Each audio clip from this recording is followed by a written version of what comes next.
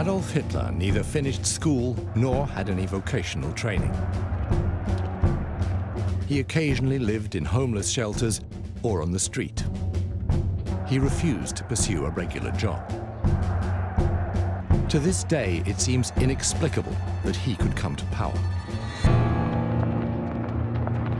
Out of nowhere, Hitler became the Führer, leader of the German Reich, one of the most powerful men of the 20th century who brought the world to the brink of disaster and death to millions of people. The nation worshipped him and followed him blindly into the abyss. But during his lifetime, he kept his origins and his life secret. No one should know how or who he was.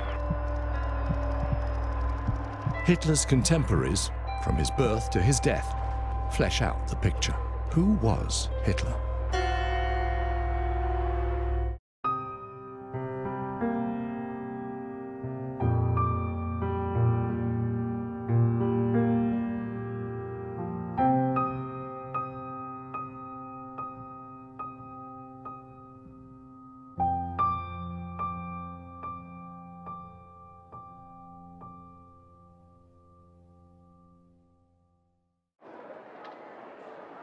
On June the 30th, 1903, the 72-year-old Kaiser Franz Josef I visits Braunau am Inn to celebrate its 700th birthday.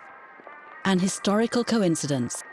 This border town to Bavaria, of all places, is the origin of the oldest film footage shot by an Austrian cinematographer.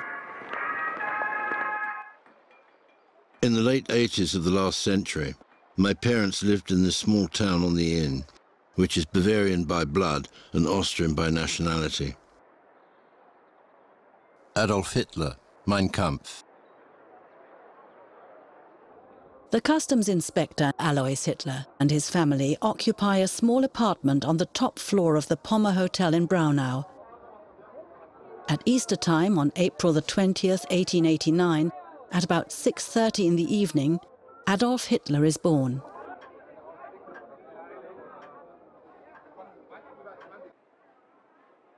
Parish Register, Braunau. Adolphus Hitler, born on April the 20th, 1889, at 6:30 in the evening. Baptized on April the 22nd at 3:15 by Ignaz Probst. To begin with, there is this picture of little Adolf from the year 1889, a few months after his birth. One thing worthy of note in this first picture of Hitler is the close resemblance of Adolf to his mother.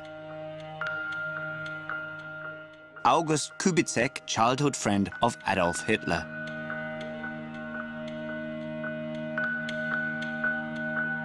Adolf Hitler is the third of the couple's 6 children. He and his younger sister Paula are the only ones to survive beyond childhood. The mother is 28 years old at the time of the birth. The father is 51. Clara Hitler is related to Alois Hitler. She's her husband's second cousin. When Hitler is 3 years old, his father is transferred to a new post and decides to move into an apartment in Passau on the German side of the border.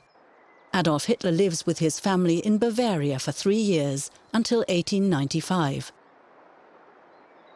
Actually, Hitler didn't speak a typical Austrian dialect.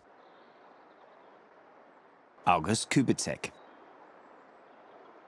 In my youth, my German was the dialect spoken in Lower Bavaria. Adolf Hitler, Mein Kampf.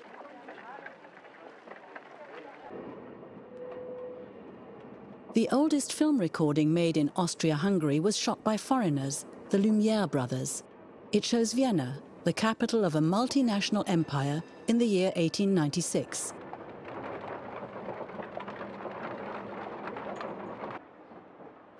In old Austria, you could travel without a passport, from the Mediterranean, over the Alps, way into the east, the west, and the north. Oskar Kokoschka, painter and writer.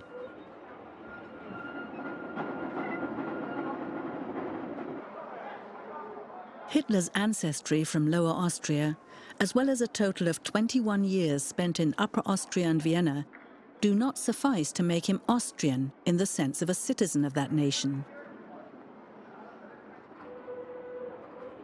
Kurt Schuschnigg, Austrian Chancellor from 1934 to 1938. Austrians who spoke about the nation before 1938 meant the national culture that extended beyond their borders, which is what Austrian man also identified with. This cultural nation is Germany.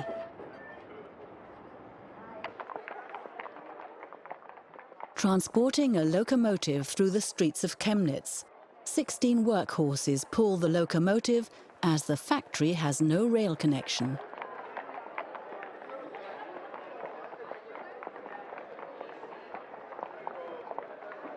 The majority of German-speaking Austrians feel close links to the Germans in Prussia, Saxony, Bavaria, and the smaller federal states already united in a partly industrialized Reich.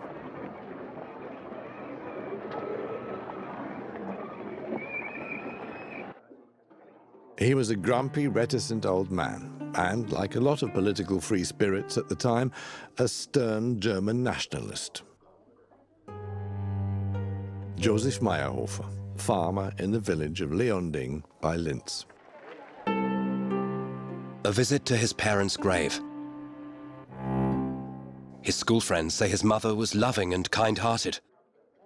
The father cold, silent and strict.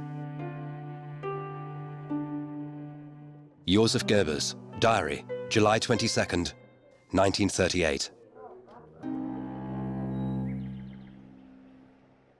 I never loved my father, but feared him all the more. Adolf Hitler, Table Talk, recorded by his secretary, Christa Schröder. My brother Adolf provoked my father to such extremes that he was beaten every day. Paula Hitler, later Paula Wolf. In June 1939, Eva Braun films the small farm in the village of Hafeld in Upper Austria that Hitler's father leases after retiring early in 1895.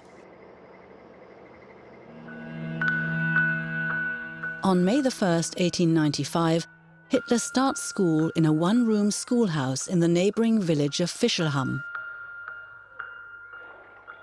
In the year 1897, Hitler's father sells the farm in Hafeld. The family lives temporarily in the small town of Lambach. In 1898, the Hitler family moves to the village of Leonding near Linz. Here, Hitler's father buys property number 61, including 1,900 square meters of land. After 5 years at elementary school, in 1900, Adolf Hitler, aged 11, begins secondary school in the city of Linz. Adolf Hitler has to repeat his first year at secondary school due to poor grades.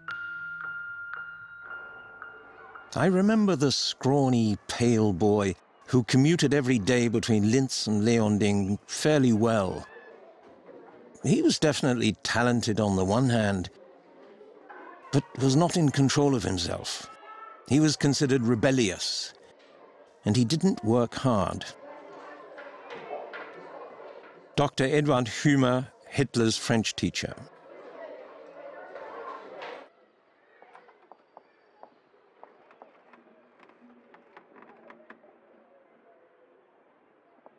The quiet life enjoyed by the Hitler family on its little patch of land only lasted a few years. The head of the family died unexpectedly of a heart attack in January 1903. Max Sixtel, Leonding, the Führer's hometown. Alois Hitler leaves his modest savings to his 4 surviving children, Alois and Angela from the second of his 3 marriages, and Adolf and Paula. This inheritance is to be paid out when they come of age. The quiet cemetery of Leonding was his final resting place. His widow moved to the nearby city of Linz for the better educational opportunities for her children. Max Sixtel. In 1904, Clara Hitler has to send her son Adolf, who due to bad grades is again in danger of not moving upper class, to the state secondary school in Steyr, 40 kilometers away.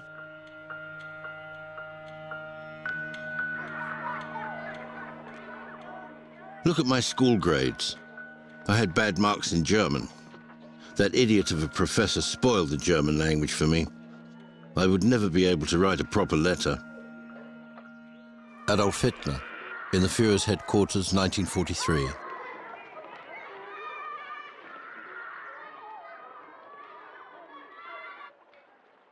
Last grades at secondary school in Steyr. Diligence, inconsistent. German, insufficient.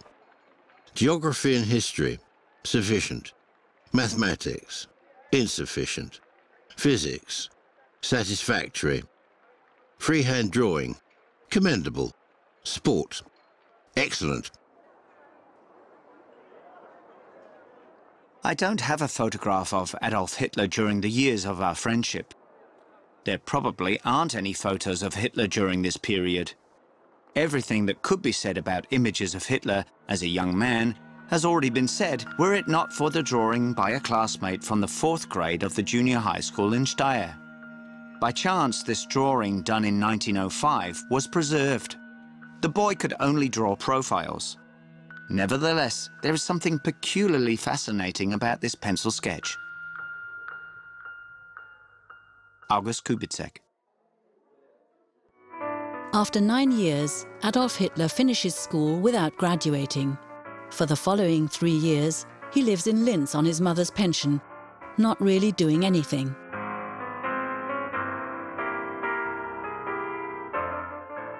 All of his relatives considered him worthless, a person who shied away from any gainful employment from the start.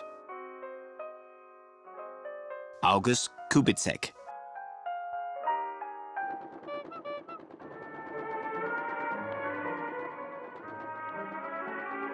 Adolf Hitler talks his mother into allowing him to travel to Vienna. He wants to apply for admission to the general painting class at the Academy of Fine Arts. From early in the morning to late at night, I ran from one sightseeing attraction to the next. But the buildings were the only things that fascinated me. All of Ring Street affected me like a spell from the Arabian Nights. Adolf Hitler, Mein Kampf.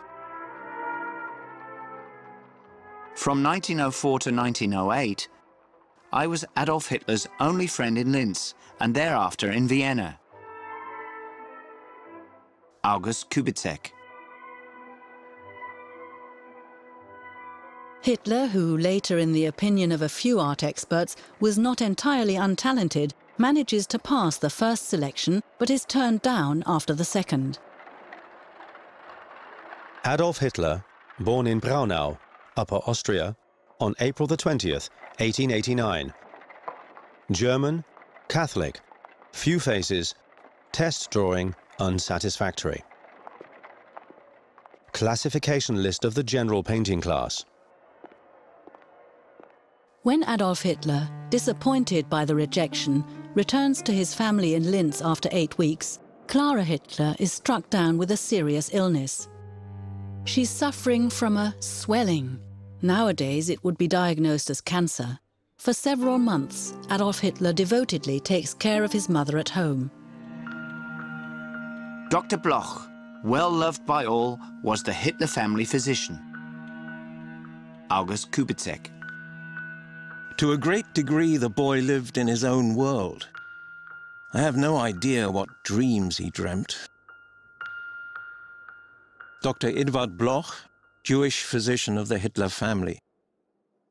Clara Hitler dies in the night of December the 21st, 1907, surrounded by her family. The death of our mother had a great effect on me and Adolf. We were very attached to our mother. When she died, Adolf stopped coming home. Paula Hitler, Adolf Hitler's sister. In contrast to what Hitler's sister Paula claims later, Adolf Hitler remains in Linz several weeks after the death of his mother. He never tells his family or his friend Kubitschek that he failed the admissions test the previous year. Apparently, he was having some really bad days. He was easily irritated and gave me short shrift when I started to talk about my studies. August Kubitschek. In the spring of 1908, Adolf Hitler begins living the life of a wastrel in the metropolis. Vienna was the most thorough education of my life. Adolf Hitler, Mein Kampf.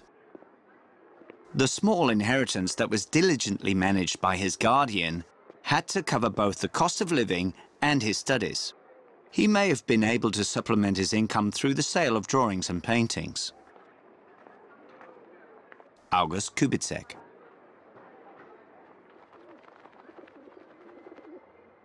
For the next months, there is no trace of Hitler's activities in Vienna. He's broken off contact with his family, and he fails the second entrance test at the Art Academy. He begins to copy street views of Vienna from books, and then sells them as postcards.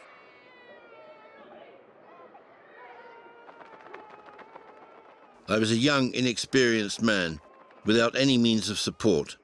Forced to get by on my own, the few kronen, often only cents, from the proceeds of my work were barely enough to pay for my bed and board.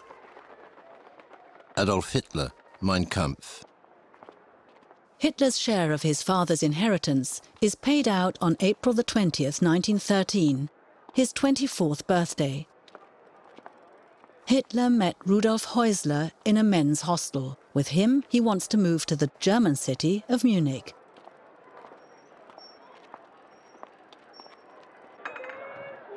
He was just full of praise for this city, and at the same time he didn't forget the large beer gardens and radishes, etc. Housemate of Hitler's in 1912.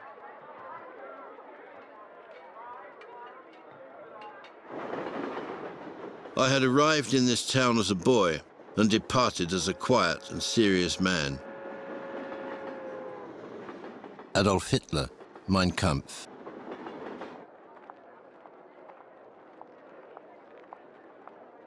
The main reason for leaving Austria is probably that the later Commander-in-Chief Adolf Hitler wants to get out of doing military service. On Saturday, May the 24th, 1913, Hitler and Häusler give notice of departure to the police, but don't state where they plan to live.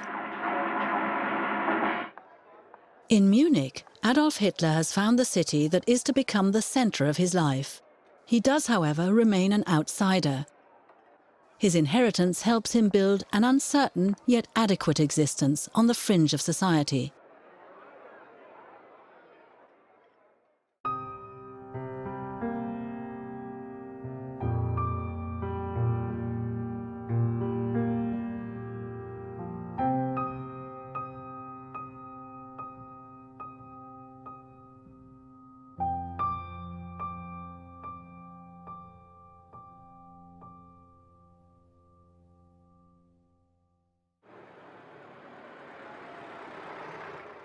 It was a beautiful Sunday afternoon in spring.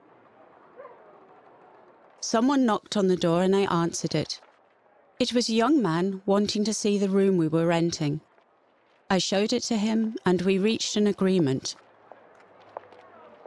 Frau Anna Popp, landlady, Schleißheimer Straße 34. Adolf Hitler and Rudolf Häusler rent a room together from the tailor Popp at 34 Schleißheimer Straße, near the district of Schwabing. The younger generation that we belonged to didn't know anything about war, but were intoxicated by foreign wars. We had no real idea what war was. Adolf's father had never been a soldier. Now and again, old men would talk about Königgrätz and Kostotze. August Kubitschek. Diary, Monday, June the 29th, 1914. Archduke Franz Ferdinand, the heir apparent to the Austrian throne, has been killed along with his wife. The scum of moral turpitude. Henrietta Schneider, born 1872, housekeeper, East Prussia. The incident triggers a war in the Balkans that grows to become a world war.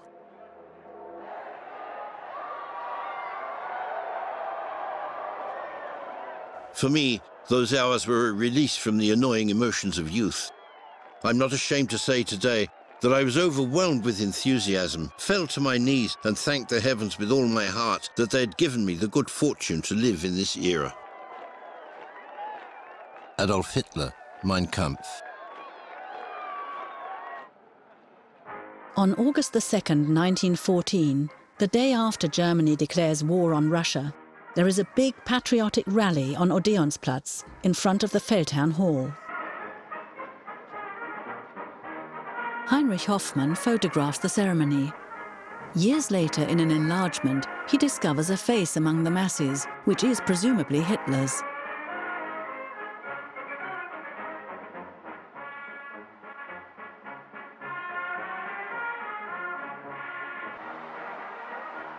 On August 5th, 1914, I enlisted in the army on a request to His Majesty and entered the 1st Bavarian Infantry Regiment.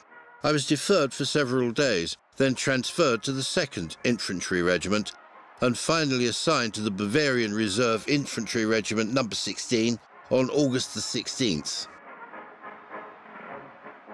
Adolf Hitler, outline of my person.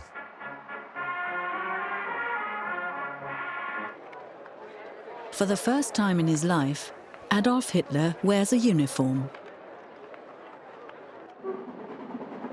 In the early morning hours of October the 21st, 1914, Hitler's regiment sets out from Munich station in a westerly direction.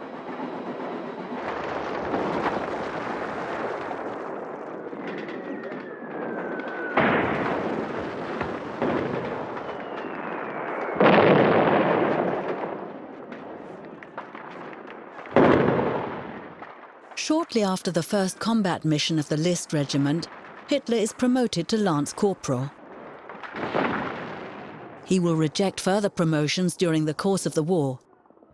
This would have involved an attachment to other army units, and Hitler would have lost the camaraderie and security of the regimental family.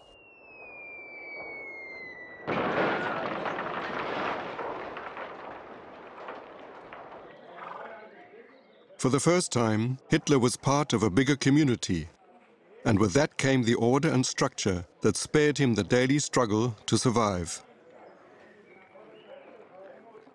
Fritz Wiedemann, Lieutenant.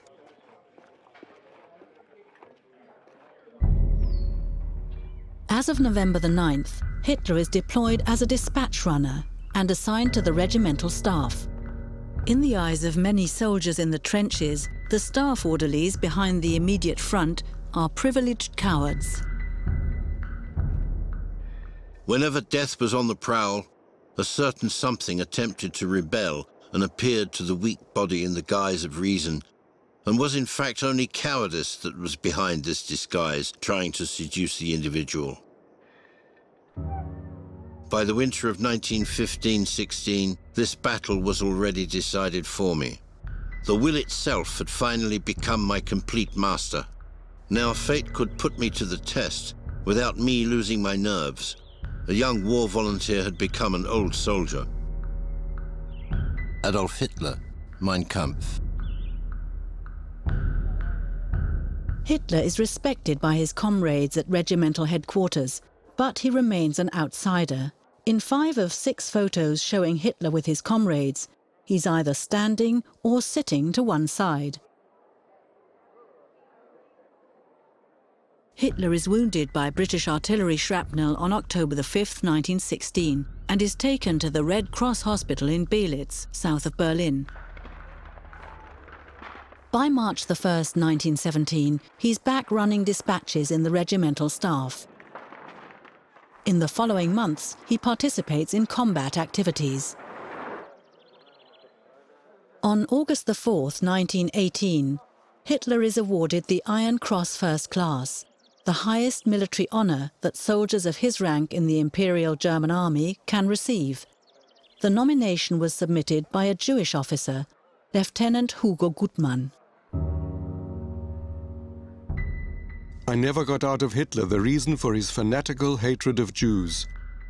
The experience with Jewish officers during the World War couldn't have contributed to this. Fritz Wiedemann, Lieutenant.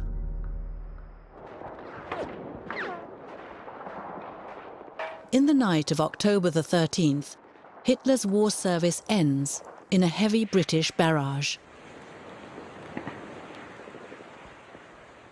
Mustard gas was used. On a hill south of the city of Wervik, on October the 13th, we came under several hours of artillery fire with gas shells. Already around midnight, some of us dropped out, including some comrades, permanently. In the morning, I too experienced pain that grew stronger every 15 minutes. And at 7 o'clock, I staggered and stumbled back with burning eyes, taking my last message of the war with me. Adolf Hitler, Mein Kampf. After treatment in a mobile army hospital, Adolf Hitler is transported to the Prussian Reserve Hospital in Pasewalk, Western Pomerania. He's been on the front for 42 of the 51 months of the war. Hitler remains in Pasewalk for 28 days, during which the world changes.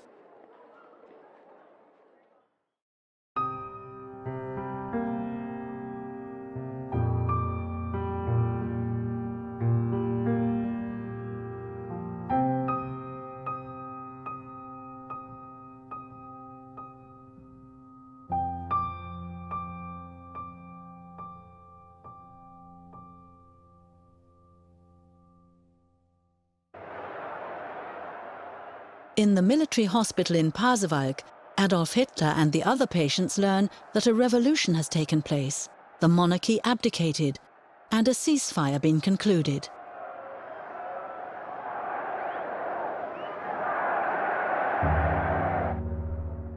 I hadn't cried since the day I stood by my mother's grave. Now, I couldn't stop myself. Adolf Hitler, Mein Kampf. Like everything else in Mein Kampf, this portrayal is a stylization and must be doubted. We don't know whether it was Hitler's will or merely coincidence that influenced his future course from then on.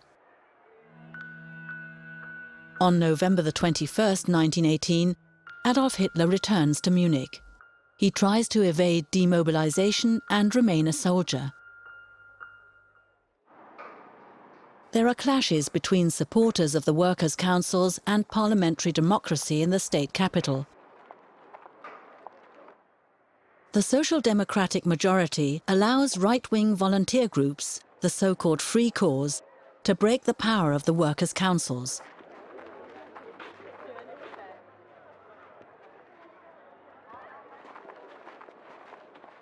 Letter to Clara and Fritz Hess. The volunteer corps made an excellent impression. Without them, we would have been finished in Bavaria. Rudolf Hess, student and member of the Free Corps.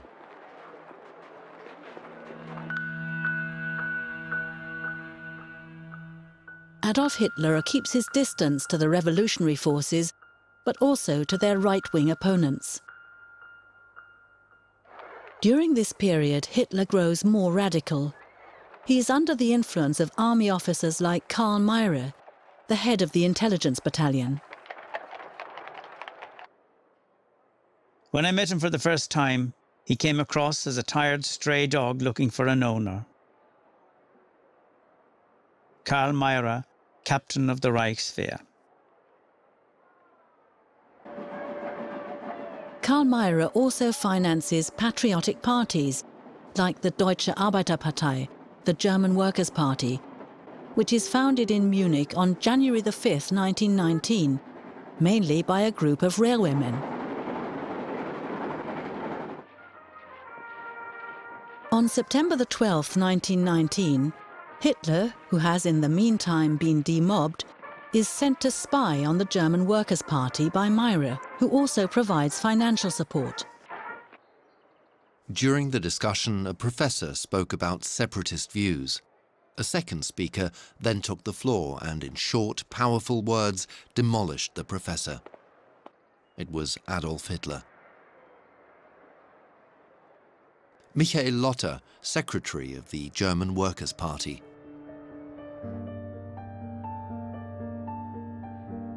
One day, I had the opportunity to talk to a large audience, and what I had always instinctively felt without knowing it turned out to be true. I could speak in public. Adolf Hitler, Mein Kampf. In the second half of September 1919, Hitler joins the German Workers' Party and participates regularly in its meetings. Among the various right-wing radical organizations, the NSDAP was by no means the strongest, but it was the most active and cohesive group. Its significance is solely the result of the effect of Hitler as a speaker. Ernst Hanfstaengl, son of a publisher, acquaintance of Adolf Hitler from 1920. On February the 24th, 1920, Hitler speaks for the first time in front of more than 1,000 people at the Hofbräuhaus. He also announces the 25-point party program, which is formally valid for a quarter of a century until the demise of the NSDAP.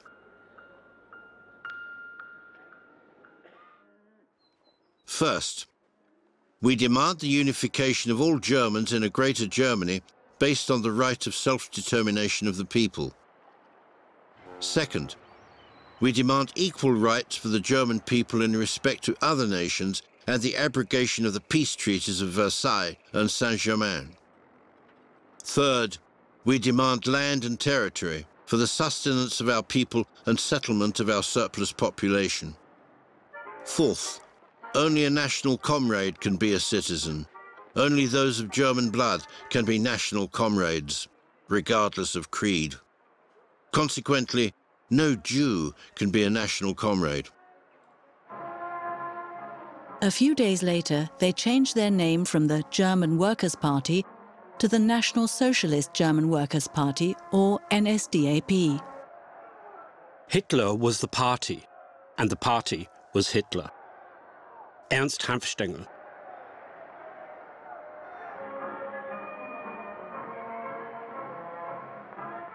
Because right now, here in Munich, a movement is starting so strong that all young, powerful, and healthy forces are attracted to it. It is the National Socialist German Workers' Party. To make it absolutely clear, we're anti-Semites. Ilse Pröll, later Ilse Hess, from 1921, member of the NSDAP. Letter to her former college teacher.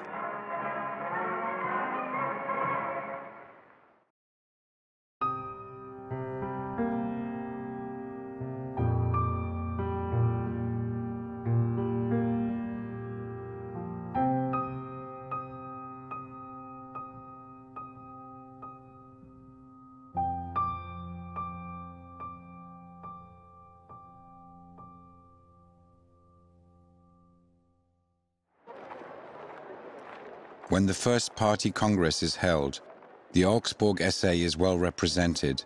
At this first public presentation, I get the impression that this has substance. We are not alone. The idea of the fatherland is growing. Karl Wahl, Augsburg, former SA member. The German economy collapses. In August 1923, hyperinflation sets in. Everything is getting worse. Famine. A loaf of bread, 140 billion. Then reduced again to 80 billion.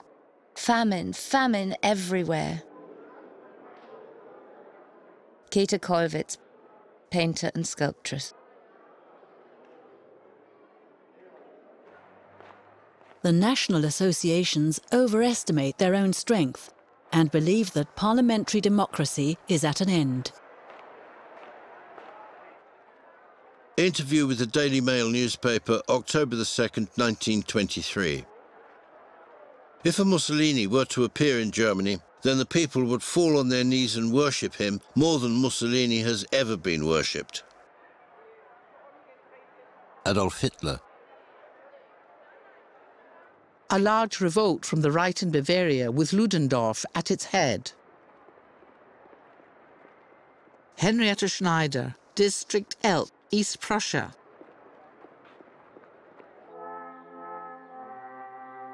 Report of the Regional Government of Upper Bavaria, Munich, November the 9th, 1923. The day before yesterday, Hitler promised General von Lossow and Colonel von Seisser personally that he would not undertake anything. The answer to this word of honor was given last night when, with pistol in hand, Hitler extorted a declaration in favor of a national dictatorship from General State Commissioner von Kahr, General von Lossow, and Colonel von Seisser. At the same time, the ministers present were taken into custody by Hitler's people. Hitler presents his suggestions for new governments in Berlin and Munich and mentions Erich Ludendorff as Führer and chief with dictatorial power over the German National Army. He asks the already drunken audience, "Do you accept this solution for the German question, of a greater German state?" Then, as the crowd shouts its agreement, Hitler proclaims, "Morning will either find us with a national government in Germany or find us dead." The revolt is intended to put Munich and Bavaria in the hands of the revolutionaries, and then with a march on Berlin to topple the democratic system. The putschists are counting on defections from the army in Bavaria and the Bavarian police. These, however, fail to materialize. On the morning of November the 10th, 2,000 revolutionaries, some armed, marched from the Bürgerbräu beer hall through the center of town to Ludwigstrasse at Odeonsplatz. 10 years later, Munich, November the 9th, 1933. Amateur film of a tradition that actually dates from the year of the seizure of power, the annual march of the old fighters of the NSDAP to the Feldherrnhalle. Leading the column, as in 1923, are Adolf Hitler and Hermann Göring.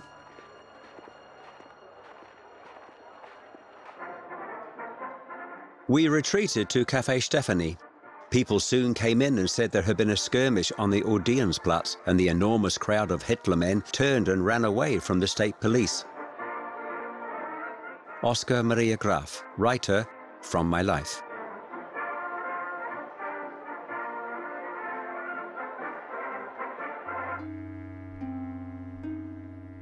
On November the 12th, 1923, Adolf Hitler is sent to the fortress prison in Landsberg. He is given cell number 7. The leaders of the putsch are put on trial for high treason in the main lecture theatre of the Central War School on February the 26th, 1924.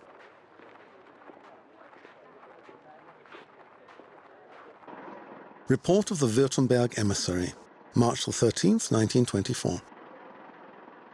I attended one of the hearings myself, and I was upset to see how the observers, who you could clearly see were mostly from circles close to Hitler, used every opportunity to show their support for the accused. Karl Moser von Vilseck.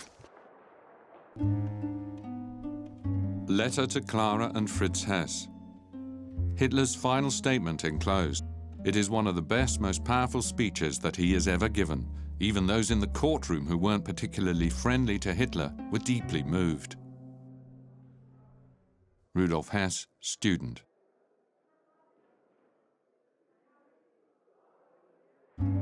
The verdict is handed down on April the 1st, 1924. All of the accused, with the exception of Ludendorff, are found guilty.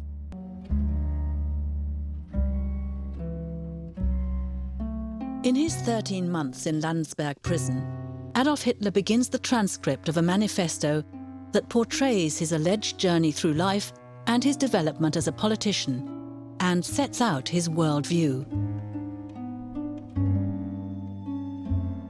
So I decided not only to clarify the goals of our movement, but also to draw a picture of its development. With that, I also had the chance to give a representation of my own development.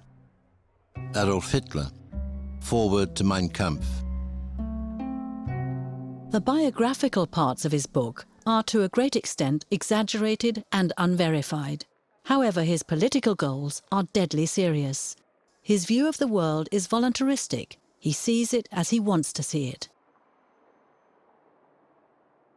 Hitler's political gospel is derived from a primitive Darwinian idea of a struggle for existence. It reflects the permanent fight for survival of all against all, transferred from nature to human society. This struggle is, in his view, a selection process in which so-called high-quality races have a better chance of survival. At its head is supposedly a white person of the Nordic race of Aryans, the founders of culture. Like most anti-Semites before him, Hitler believes in a Jewish race, disguised as a religious community. He sees Jews in history as being parasites in the bodies of other nations, and as contaminators of the blood of the Aryan race.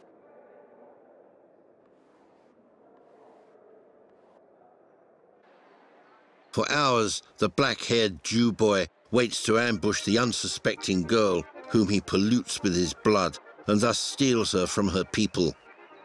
With the same hidden agenda, destroying the hated white race with the inevitable resulting bastardization. Adolf Hitler, Mein Kampf. In another chapter, Hitler drafts plans for territorial living space for his Aryan German people. We are stopping the endless German movement southwards and turning our gaze towards the land in the east. If today we speak of new land in Europe, we can primarily only have in mind Russia and her vassal border states. Adolf Hitler, Mein Kampf.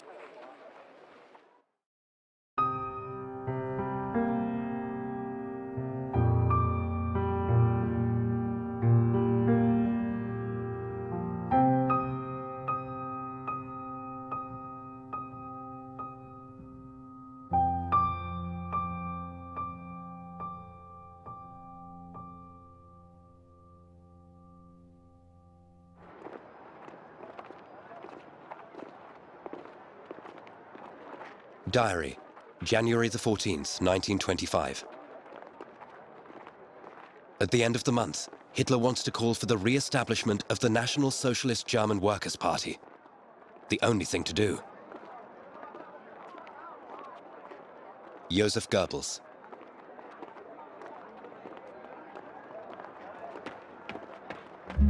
Hitler's remaining sentence of 3 years, 333 days, 21 hours and 50 minutes is waived according to the pedantically exact court records. On February the 27th, 1925, Hitler re-establishes the party.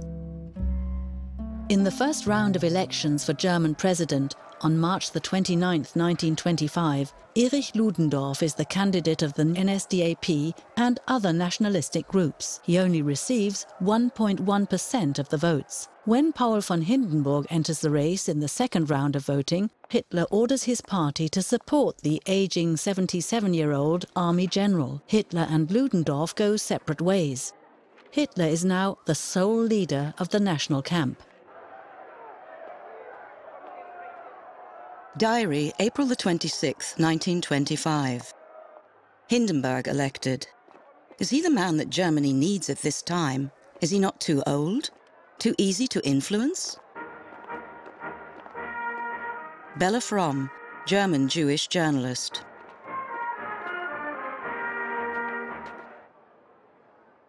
From 1924 onwards, the German economy recovers. This leads to the 5 golden years of the Weimar Republic. Looking back on it now, I see the mad whirl of this Berlin of 1928 and 29 as a kind of Pompeian revel on the eve of the Vesuvian eruption. Sefton Delmer, correspondent of the Daily Express in Berlin.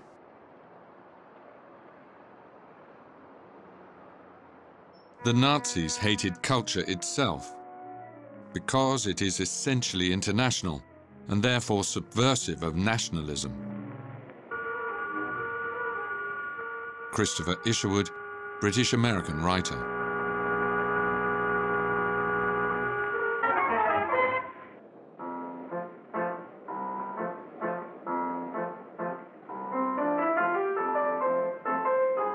In the 1920s, Berlin was ahead of everything that was known as new in our field. It had everything. Reinhardt's great theatre, great film studios, great films. The most beautiful bars and restaurants, including gay bars. Berlin was productive and rich with ideas, rich in ideals, and at the same time practical, a combination never achieved before. Marlene Dietrich, actress and singer, memoirs.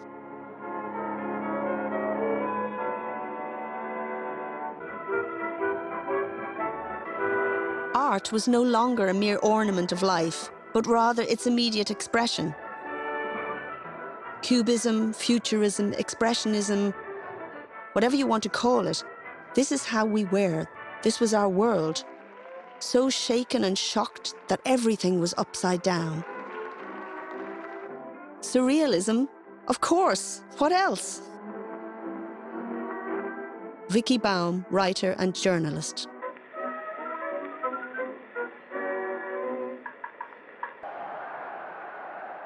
Despite the lack of political success, the party stages spectacular rallies, first in Munich and Weimar, then from 1927 onwards, exclusively in Nuremberg.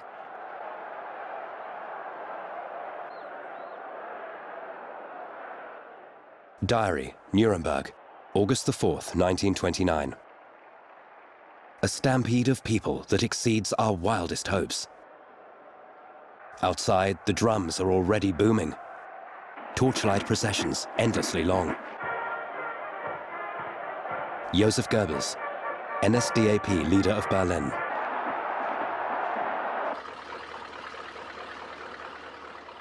The party conventions are, without question, Hitler's personal work. Just as he was involved in building the SA, from the smallest details of the uniforms to the color of the collar patches, he concerned himself with the planning of the party conventions, right down to the decorations in the Congress Hall. Albert Krebs, NSDAP leader, Hamburg. Through the city, a triumphant procession. Everyone cheering and throwing flowers. March past, almost 4 hours. A sea of joy and flowers. Joseph Goebbels, diary. The continuing fragmentation of the party landscape is advantageous for the rise of the NSDAP. In elections, they win more and more support from the splinter and protest parties.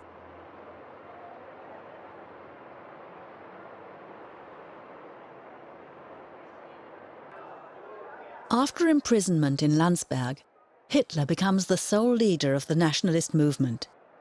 He feels chosen by destiny to show Germany the way to national salvation. Although the party remains unsuccessful at the polls and membership increases only slowly, the personality cult around Hitler is growing. This Führer cult holds the National Socialist movement together across ideological divisions and personal differences.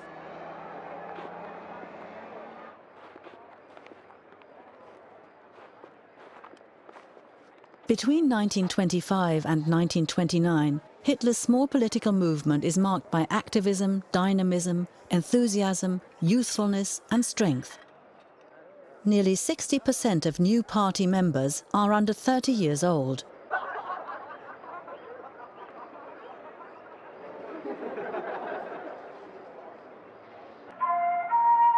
Street processions, press promotions, propaganda tours into the provinces created an atmosphere of activism and tension.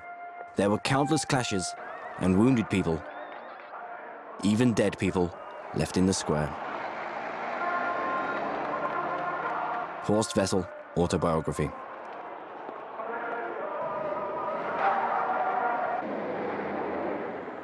In February 1930, one of the casualties will be the Berlin student Horst Wessel.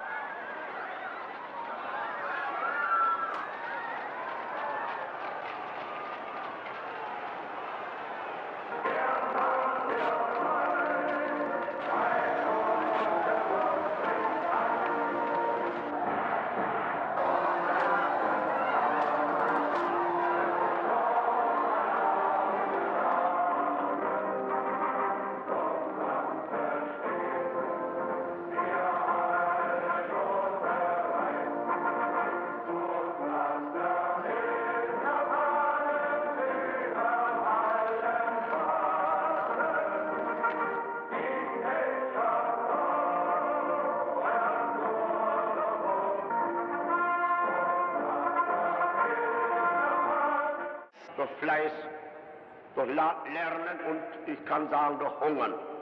Langsam durch den Versailler Vertrag planmäßig eingeleitete Gespenst des asiatischen Bolschewismus. Und ich fasste damals den Entschluss, größere Erkenntnis zu überwinden. On November the 16th, 1928, for the first time after the ban on public speaking in Prussia has been lifted, Hitler speaks in the Sportpalast in Berlin, allegedly in front of 18,000 supporters. For the first time, he uses an electroacoustic sound system, speaking into a microphone. And for the first time, his words are clearly understood in every corner of a large space.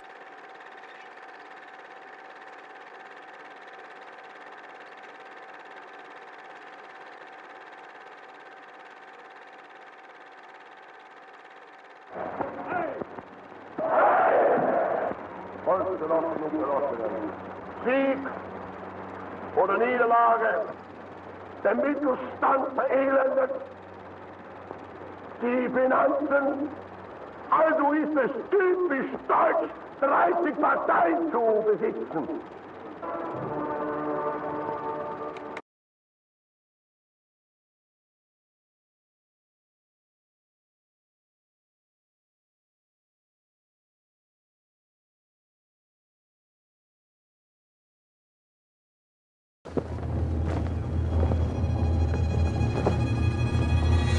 Adolf Hitler neither finished school nor had any vocational training. He occasionally lived in homeless shelters or on the street. He refused to pursue a regular job. To this day, it seems inexplicable that he could come to power. Out of nowhere, Hitler became the Führer, leader of the German Reich, one of the most powerful men of the 20th century, who brought the world to the brink of disaster and death to millions of people. The nation worshipped him and followed him blindly into the abyss. But during his lifetime, he kept his origins and his life secret. No one should know how or who he was. Hitler's contemporaries, from his birth to his death, flesh out the picture. Who was Hitler?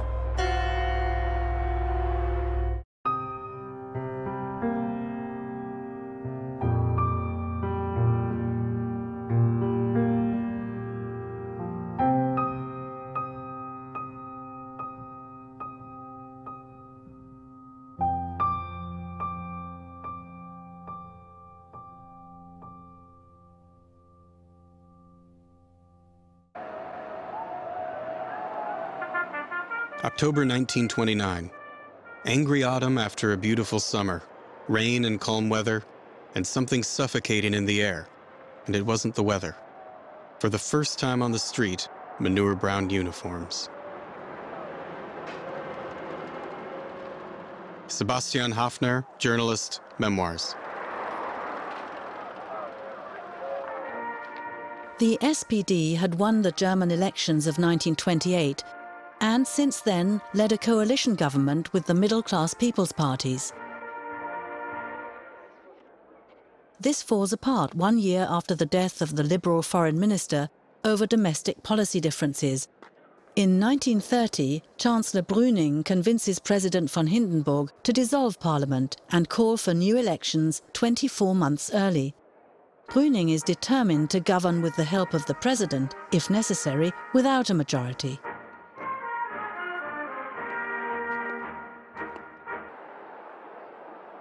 National Socialists were now sitting in Parliament. The rise of the party could no longer be overlooked. Ernst Niekisch, National Bolshevist, Hitler opponent. Following the example of Italy, at the end of the 1920s, movements which are called fascist are gaining strength all over Europe. In some Eastern European states, dictatorial governments rely on the support of such factions. A union of fascists is also established in the UK.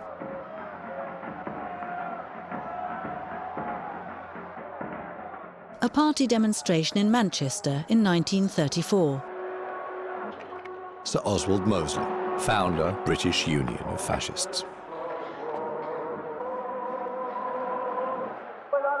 In 1930, unemployment had increased to 3,076,000, and the National Socialists then increased their MPs to 108, with a vote of 18%. Less than 3 years later, the National Socialist Party came to power. Unemployment had risen to 6,014,000.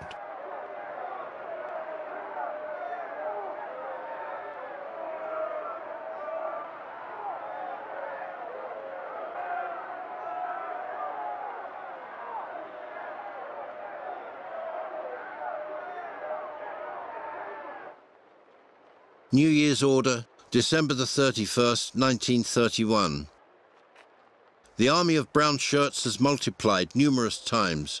The movement has suffered a great deal of blood sacrifice. Comrades, at the beginning of this year, I thank you for everything that you accomplished over the past year through dedicated work and self-sacrificing battles. You can enter the new year with joyful confidence, proud of what you achieved in the year 1931. Adolf Hitler. After an internal party discussion in Munich on February the 2nd, Adolf Hitler decides to run in the first round of voting in the German presidential elections of March 1932. Diary, Berlin, February the 16th, 1932. What a strange country in which the presidency must be decided between Thälmann, Hitler or Hindenburg. Thea Sternheim, art collector and author. Again, it was the politics of toleration when the SPD asked its voters to vote for Hindenburg, and how faithfully they followed. Golo Mann, son of Thomas and Katja Mann. Diary, Monday, February the 29th, 1932. Who will win? Henriette Schneider, housekeeper.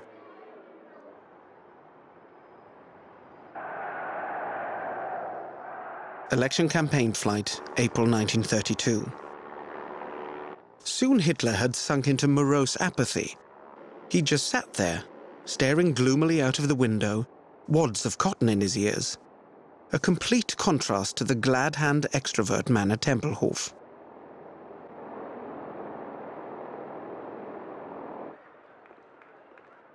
As the door of the aircraft was flung open, Hitler ducked out and immediately threw himself into his Führer pose. There he stood, bareheaded, upright and unsmiling, his hand raised in greeting. Sefton Delmer, British correspondent of the Daily Express in Berlin.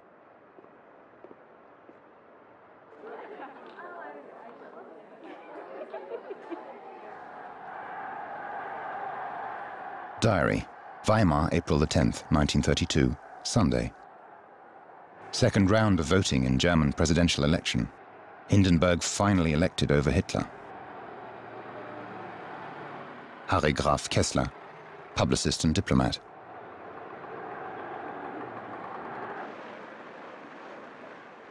In June 1932, Franz von Papen, on behalf of Reich President von Hindenburg, forms a right-wing conservative cabinet, which is without a majority in parliament.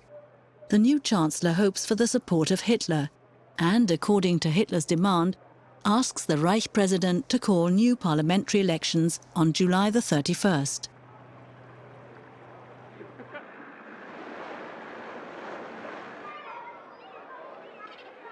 Diary, May the 31st, 1932.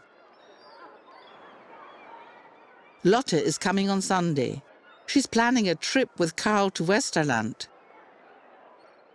Yesterday, Brüning resigned. Now what? Henriette Schneider. The hero of Tannenberg, the hero of the German Republic, had a dull spirit. Our grumpy field marshal with his robust conscience. With truly Germanic blind loyalty, he betrayed the pious chancellor to whom he owed his power. Brüning was fired. His successor, the comparatively liberal General von Schleicher, was soon the target of wild intrigue. Klaus Mann, son of Katja and Thomas Mann.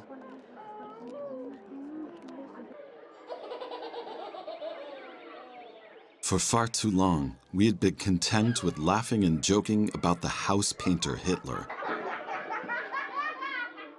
Karl Zuckmayer, German-Austrian dramatist. Diary, Sunday, July the 31st, 1932. The hatred of the parties is awful. At 10 o'clock, the elections begin, without Wilhelm. He is plagued with neuralgia. Henriette Schneider. The triumph of the National Socialists in the July elections of 1932 is a Pyrrhic victory. Diary, August the 1st, 1932. Election results. We have gained a little ground. Marxism has gained a great deal. Now we have to seize power and wipe out Marxism. Either way. Hitler is also of this opinion. We won't get an absolute majority this way. Joseph Goebbels.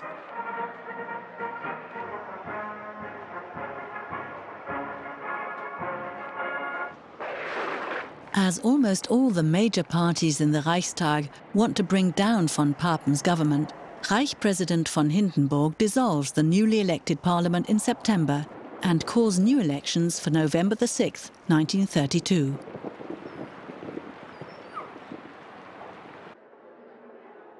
In the German elections of November 1932, the NSDAP won 11.75 million votes, the SPD 7.25 million, and the KPD some 6 million. So together, both workers' parties were a lot stronger than the Nazis. Mannes Sperber, Austrian writer and KPD member at the time. Many leftists believed that Hitler would never recover from this setback and had ceased to be a menace. Christopher Isherwood, British-American writer.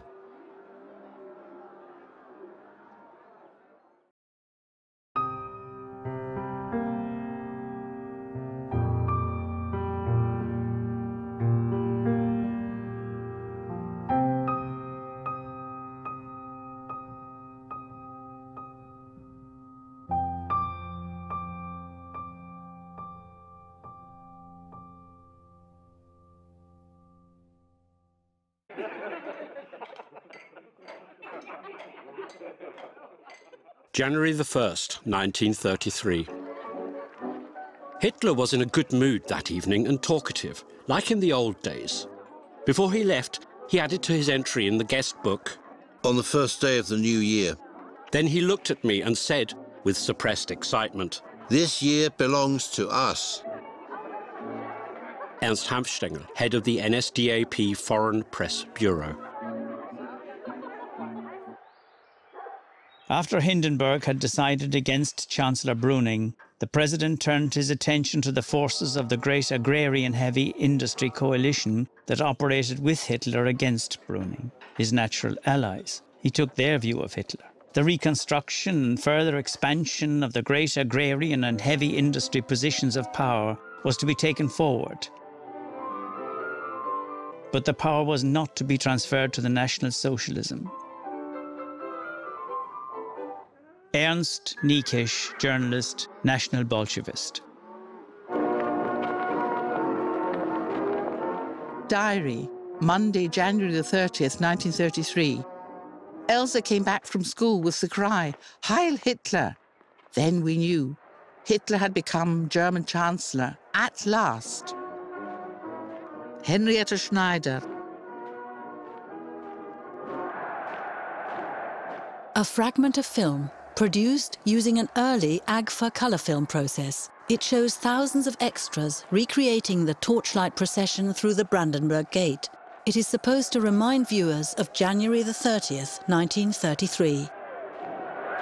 That the Nazis are enemies, enemies for me and for everything dear to me, I was not for a moment mistaken about that. Where I was completely mistaken was how terrible an enemy they would become. Sebastian Haffner.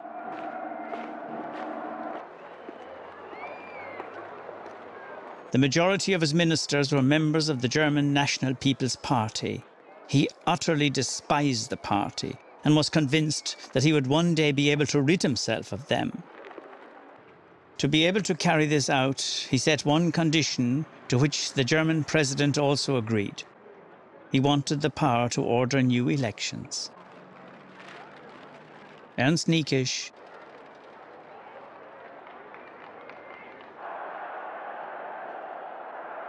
Speech in the Berlin Sportpalast, February the 10th, 1933. I cannot divest myself of my faith in my people and stand firmly by the conviction that the hour will come at last when the millions who curse us today will stand by us, and with us will hail the new, hard-won and painfully acquired German nation that we have created together, the new German Reich of greatness and power and glory and justice. Amen.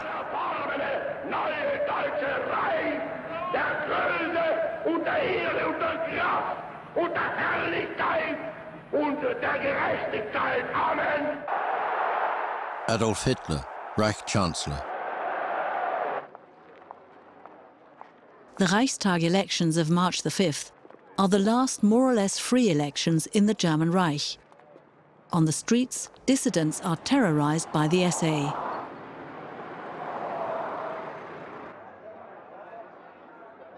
The terror that was felt everywhere interfered, of course, with free elections, but it influenced the results only slightly. Mannes Sperber.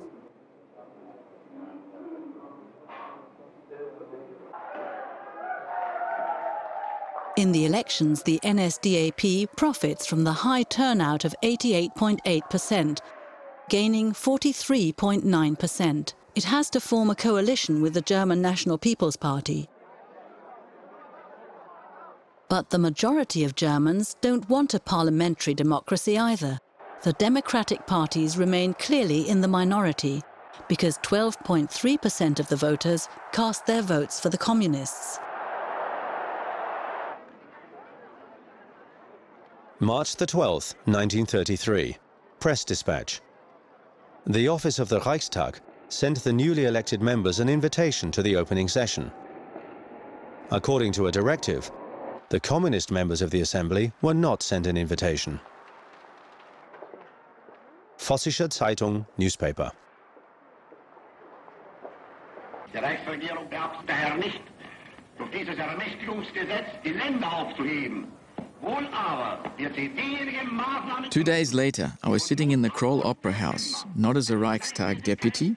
I was an observer, and on March the 23rd, 1933, I witnessed the Reichstag session in which the Enabling Act was passed by 441 votes to 94. Arthur Axmann, member of the leadership of the Hitler Youth. und der sich mit ihm verbrüdenden anderen Organisationen ändert dies nichts. With the so-called Enabling Act, Hitler demands extraordinary powers for himself and his government, thus paving the way for a dictatorship.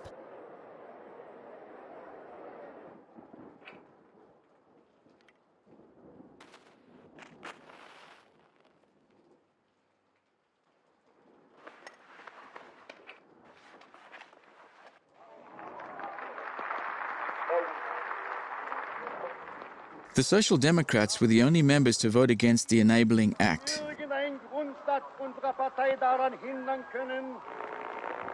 Wehrlos ist aber nicht ehrlos.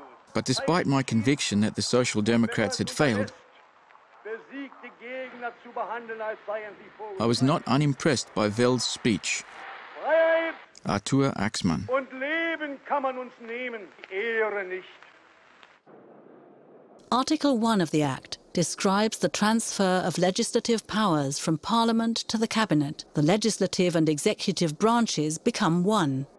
Parliament has virtually abolished itself. Meine Herren, seit dem 30. Januar hat sich in Deutschland eine Umwälzung vollzogen, die in unserer Geschichte einst mit Recht als die nationale Revolution bezeichnet werden wird. Dass ein solcher geschichtlicher Vorgang wie jede Kampfhandlung hier und da auch von bedauerlichen Erscheinungen begleitet ist, liegt auf der Hand. He overrode the Constitution with the Constitution, and thus won the fight for unlimited power in the first and decisive round. Lutz Graf Schwerin von Krosigk, Finance Minister. Anyone who did not fight against the Hitler state effectively served it. Esther, Countess of Schwerin, East Prussian landowner. I, as a natural coward and endowed with an excruciating imagination, kept my mouth shut. Marie-Louise Kaschnitz, writer, notes. People cling to life. You could certainly go along with it, but you could also keep a low profile and become invisible. Alda Schäfer, writer.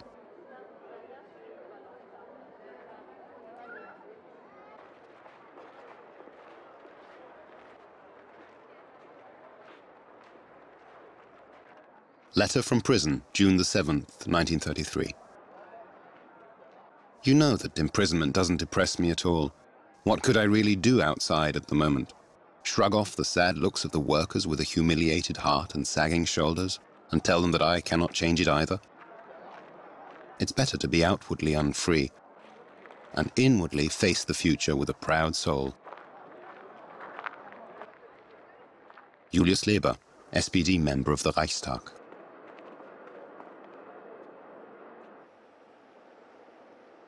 The first improvised concentration camps are run by the SA and are then taken over by Himmler's SS, thus creating the SS state.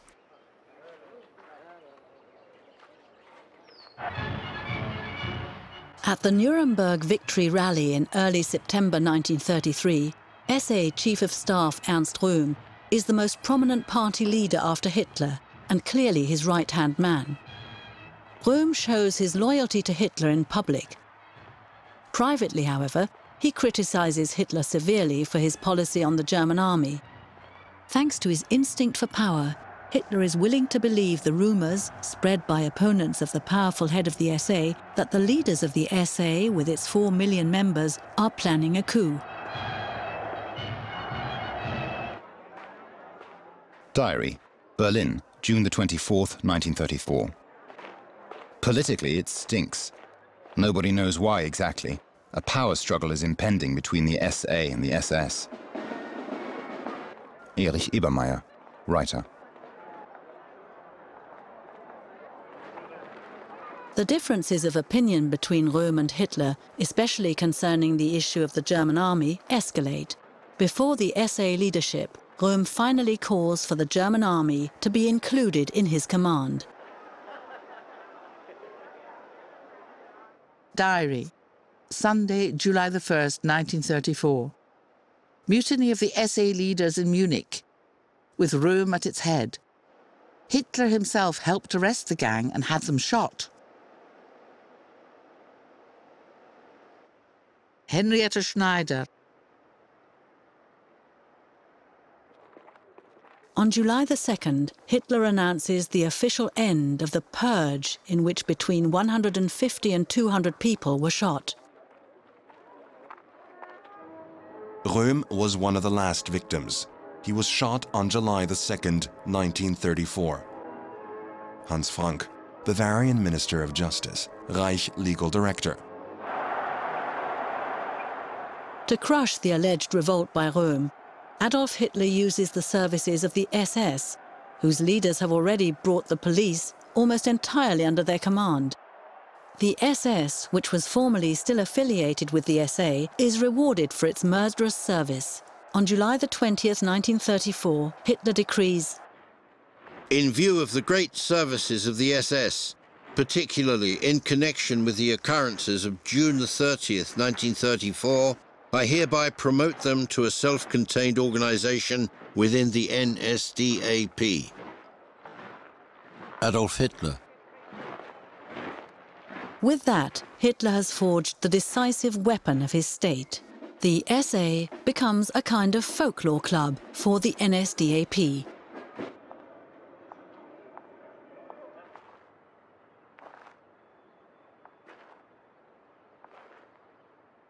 Hitler swore that only 77 people had been executed. It had been unavoidable that some were shot by accident. Like a certain Willy Schmidt in Munich, for example. The SS were in a hurry to shoot the first Willy Schmidt they could find, without court proceedings. You have to consider how many Willy Schmidts there were in Munich. Fridolin Wagner, granddaughter of Richard Wagner.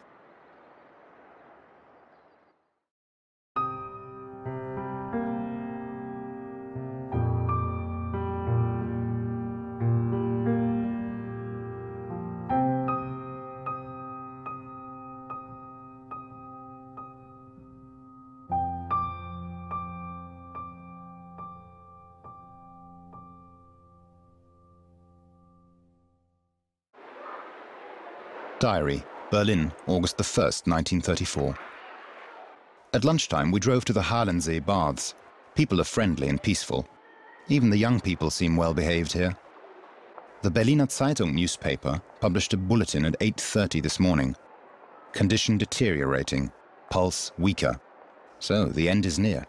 This death does not come at a good time. Erich Ebermeier. The newspaper reports the following about the death of Hindenburg. The government has enacted the following law that is hereby announced. The office will be merged with that of the Chancellor, which means all authority of the President goes to the Führer and Chancellor Adolf Hitler. Karl Windschild, retired pastor. Ballenstedt, diary.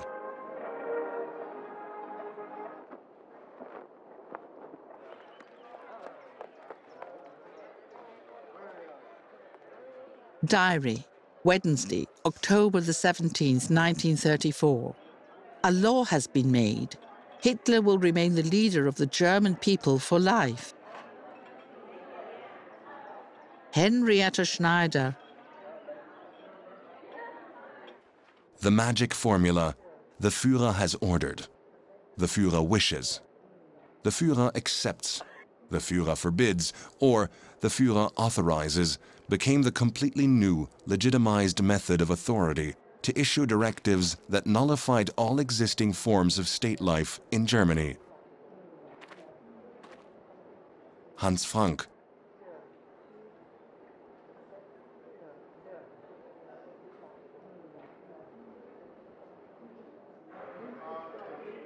Arrived in Munich around 8. and went to the Hofbräuhaus, which was very interesting. Hitler seemed so popular here, as Mussolini was in Italy. John F. Kennedy, student, traveling in Europe, diary. At first, what surprised me was that most Germans, as far as I could see, didn't seem to mind that their personal freedoms had been taken away, that so much of their splendid culture was being destroyed, or soon became aware, to be sure, that in the background there lurked the terror of the Gestapo and the fear of the concentration camps. The vast majority did not seem unduly concerned with what had happened to a few communists, socialist pacifists, defiant priests and pastors, and to the Jews. William Shirer, correspondent to the Universal News Service in Berlin.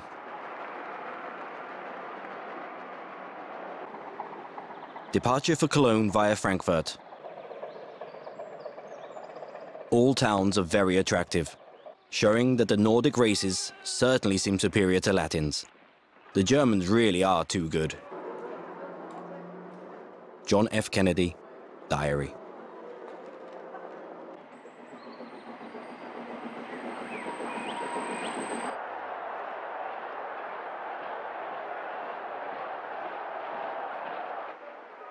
I had to think a lot about the comments of an ordinary middle-aged Berlin woman. She said she went to all the ceremonies and stood near the front rows where the Führer walked by, but she was never able to see him because whenever he came near, her eyes filled with tears. Erich Kott, Department Head, Foreign Ministry.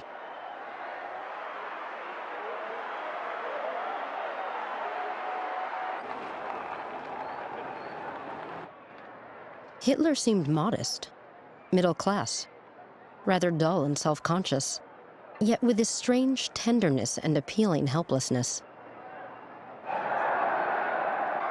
Martha Dodd, daughter of U.S. Ambassador William Dodd. In private, and we as personal bodyguards belonged to his private life, he was uncomplicated. Rohush Mish, SS Bodyguard Regiment. Simple lower middle class life was not hard for him. It attracted a lot of empathy. It gave him a lot of credit for other unpopular decisions. Otherwise, his simple manner also had clear political intentions. He often emphasized, if I'm simple and unpretentious, then my surroundings have to be pompous. That way, my simplicity appears even stronger. Albert Speer, the Kranzberg Protocol.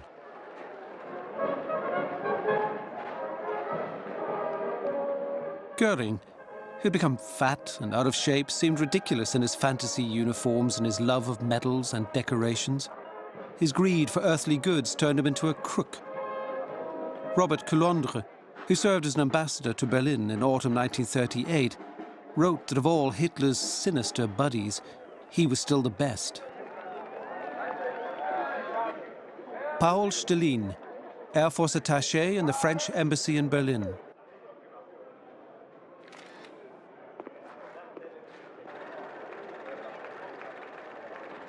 It has been suggested many times that Hitler had unwavering faith in his old comrades. As far as the Reichsmarschall was concerned, this assumption is true, unfortunately.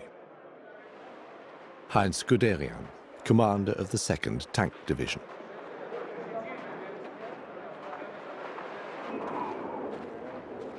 For the rest of the evening, he told jokes about Goebbels and Goering. Do you know the difference between Goebbels and Goering? He asked, and when nobody could answer, he solved the riddle himself. Goebbels is the maximum amount of nonsense a man can utter in 1 hour, and Goering is the maximum amount of sheet metal a man can hang on his chest. Fridolin Wagner.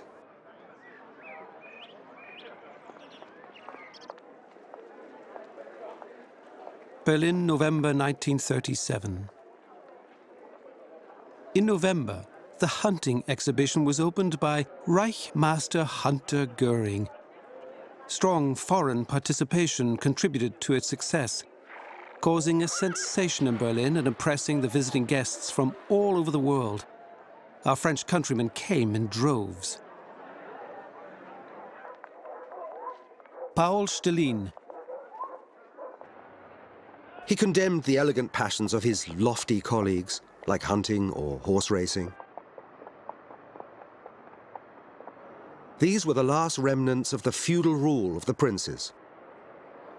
He made fun of them a lot. Albert Speer. Hitler's evil spirit was Goebbels. Ernst Hanfstengel. On the same evening, I saw Goebbels for the first time. A small man with an overly big head on a child's body. He was surprisingly ugly. His defect, he has a club foot, barely lessened the antipathy that he aroused. He was, however, very intelligent, and after Hitler, the best public speaker in the party. Paul Stalin. I couldn't care less what people think, and I'll say this openly. Goebbels was an interesting man. I never disliked him. He was only dangerous towards the end. Sara Leander, Swedish singer and actress. He was capable of recognizing the faults and weaknesses of the National Socialist system. But he wasn't courageous enough to point these out to Hitler. In front of Hitler, he was like Göring and Himmler, a little man.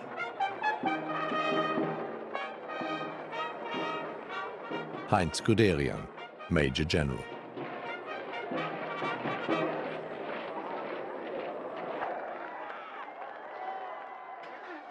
Speech in Munich, March the 14th, 1936. With the confidence of a sleepwalker, I am following the path marked out by destiny for me. Adolf Hitler.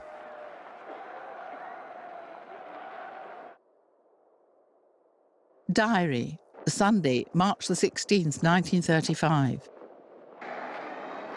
In the evening, we heard a proclamation to the German people by Dr. Goebbels. In answer to the adoption of 2-year military service in France, Hitler has introduced compulsory military service in Germany. Jubilation in Berlin. Henrietta Schneider. Interview with Ward Price, correspondent for the Daily Mail, January the 17th, 1935. I know the horrors of war. No gains can compensate for the losses it brings. I have seen that war is not the highest form of bliss, but the contrary. I have witnessed only the deepest suffering. Hence, I can quite frankly state, Germany will never break the peace of its own accord. Adolf Hitler. I saw a sign on the shop door. Dogs and Jews not allowed. Edgar Feuchtwanger.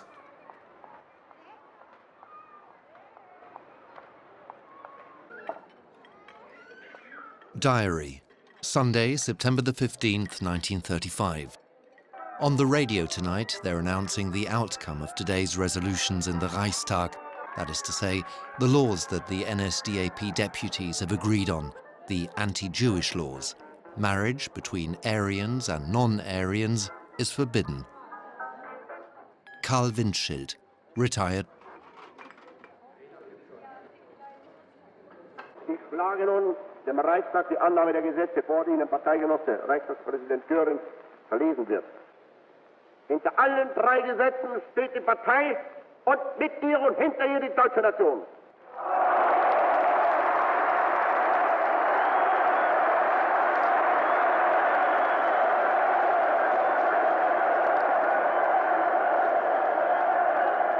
Eheschließungen zwischen Juden und Staatsangehörigen deutschen oder artverwandten Blutes sind verboten.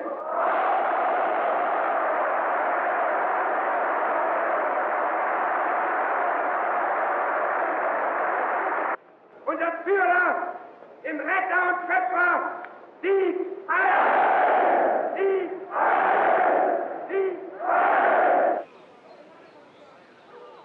Diary, Berlin, December the 10th, 1935. The Genetic Health Act, or sterilization law, has been passed and envisages extensive examinations and tests for engaged couples before they get married. If things continue like this, we'll soon have a race of supermen. So far, there is no sign of this happening. Erich Ebermeier. Before the end of Culture Week, I was once again in an aeroplane. And even from the air, I could see the mass of people inside the party buildings on Zeppelinfeld. On the way back from the airport, the boiling heat of this uniformed public festival suddenly enveloped me. Marching music, columns of men, swirling dust, swastika flags in all possible and impossible places, and the pavements brown with people. Paul Otto Schmidt, Chief Interpreter at the Foreign Ministry, experiences. The march past took 4 hours. He held his right arm out in the Nazi salute for literally the entire time.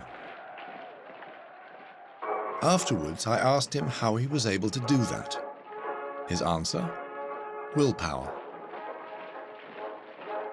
Neville Henderson, British Ambassador to Germany. Each time I noticed how enchanted people looked, their faces full of near-biblical devotion when they saw Hitler. As if delirious, they stretched out their arms and greeted him with screams and shouts of Heil. Paul Otto Schmidt.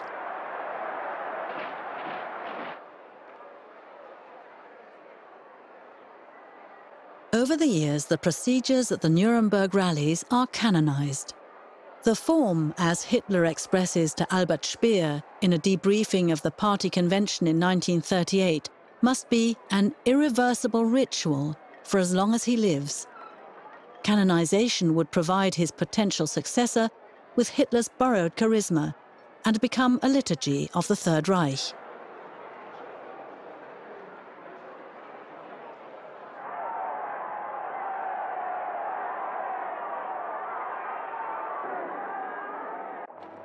On Friday, the 11th of March, 1938, Austrian radio broadcast a program of light music. It was 7:45 in the evening when the announcer suddenly interrupted. The Chancellor was going to speak. Kurt Schuschnigg said that in order to avoid bloodshed, he would capitulate to Hitler's wishes. He ended his speech with the words, "God protect Austria." Dr. Edward Bloch, the Hitler's family doctor, written in US exile, March the 15th, 1941.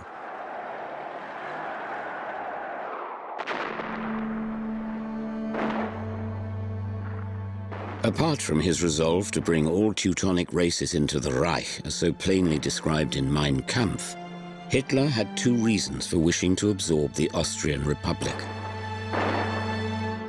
It opened both the door of Czechoslovakia and the more spacious portals of southeastern Europe to Germany. Winston Churchill, The Second World War.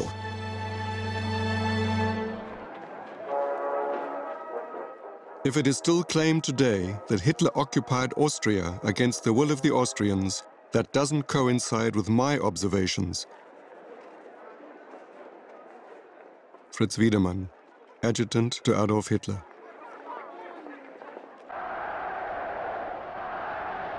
Hitler's speech from a balcony of the Habsburg Palace. As Führer and Chancellor of the German nation and Reich, I report before history the entry of my homeland into the German Reich.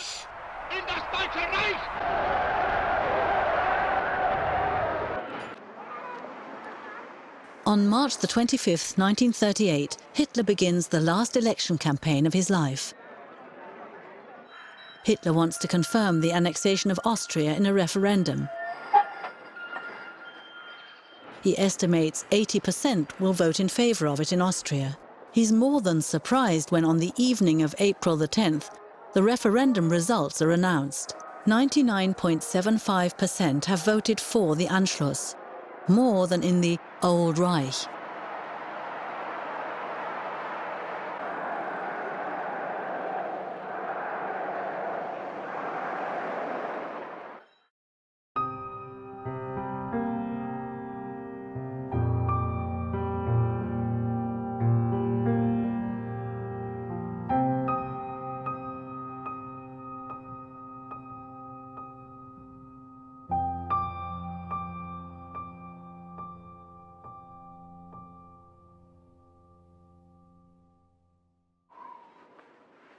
He's really very lonely. Doesn't have any luck with women. He's too soft with them. Women don't like that. They need a man to lord it over them. Joseph Goebbels, Diary. In October 1938, Willy Forst shoots Bel Ami in the IFA studios in Berlin.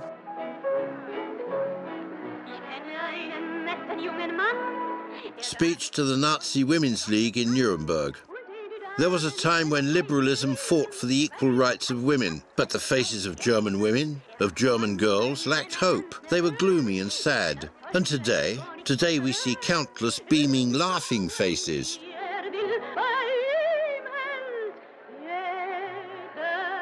Adolf Hitler.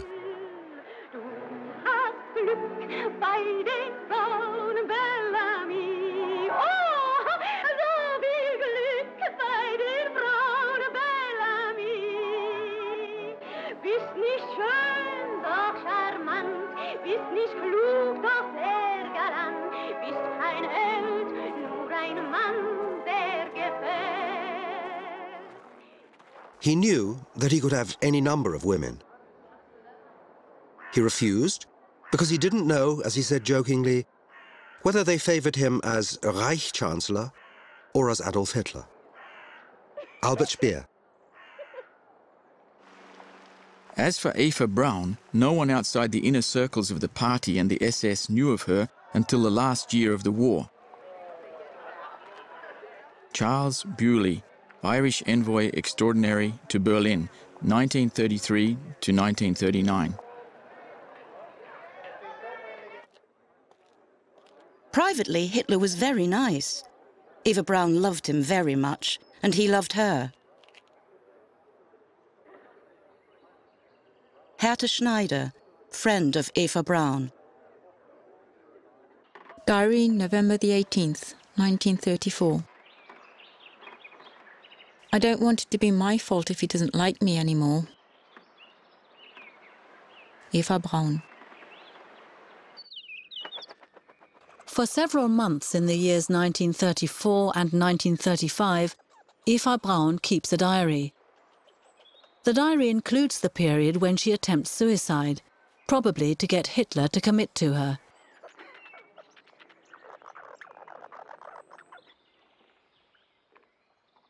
Diary, March the 11th, 1935. If only I'd never met him. I'm in despair. I'm buying sleeping powders again. He only needs me for certain purposes. Nothing else is possible. When he says he loves me, he means it only at that moment. Eva Braun.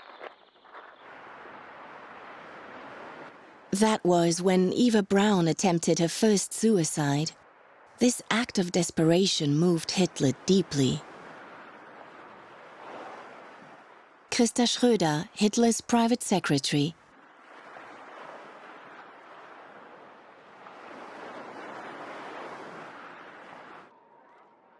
Politically, she had no idea. You often heard Eva Braun complaining, I don't know anything. Everything's kept secret from me. Hitler had got used to his girlfriend's character, but he didn't give in to everything she wanted. She was subject to a lot of strict rules. When she danced, she did so secretly because Hitler disliked dancing. Christa Schröder.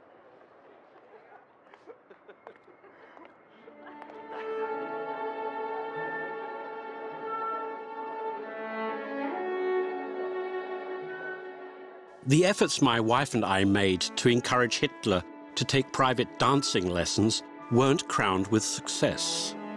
No, he said categorically. For a statesman, dancing is an undignified activity. All of these balls are purely a waste of time. And besides, the waltz is far too effeminate for a man. It's exactly this waltz mania that made me hate Vienna so much, and how it contributed to the downfall of the Habsburg Empire.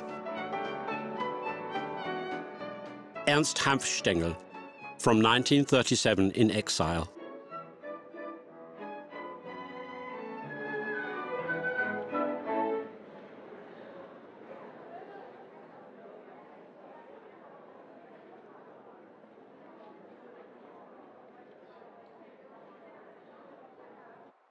Hitler maintains his publicly Spartan lifestyle in surroundings of not inconsiderable luxury.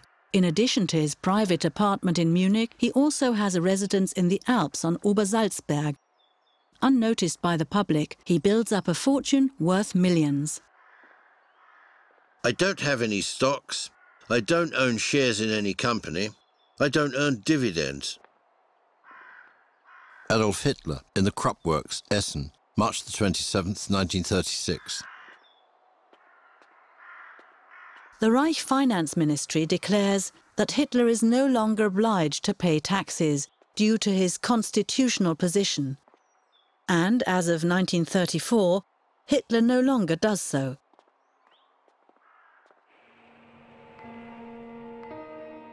When he had to make big decisions, he went up to Obersalzberg. Here, life was geared to his personal needs. Strolls around Obersalzberg, stopping in small guest houses, gave him, as he said, the inner peace and confidence to make the decisions that surprised the world. Albert Speer. He didn't drink a drop of alcohol, never ate meat, didn't smoke. His asceticism was real and not artificial. Hans Frank. One of those present asked his personal physician whether the health of the Reich Chancellor forced him to keep such a strict diet. And he answered that his Spartan habits were mainly for psychological reasons. Gustav Mannerheim, Finnish Field Marshal. Incidentally, the Fuhrer tried to spoil the meat-eaters' enjoyment of their meal. Although he didn't want to convert anyone to vegetarianism, he suddenly began talking about how awful it was walking through an abattoir. Gertraud Traudl-Junge, Hitler's private secretary.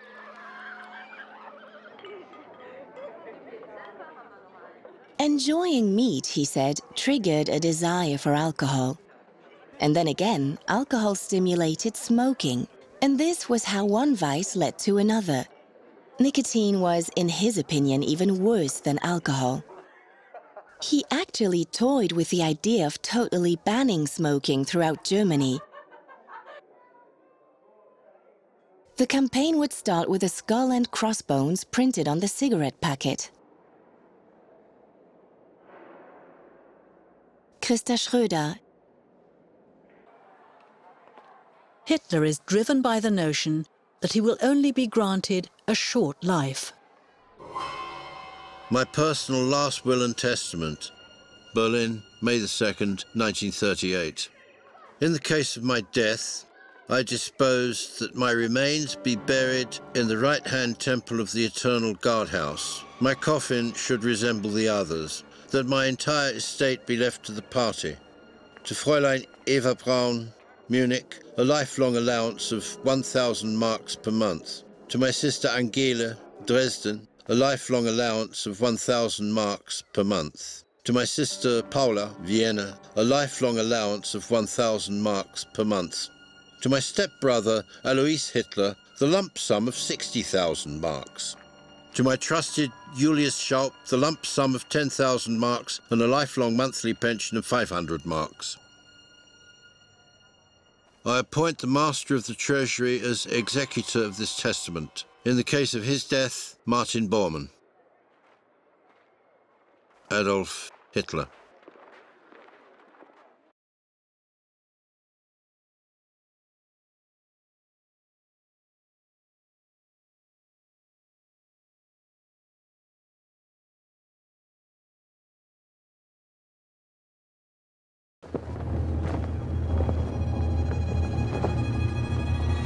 Adolf Hitler neither finished school nor had any vocational training.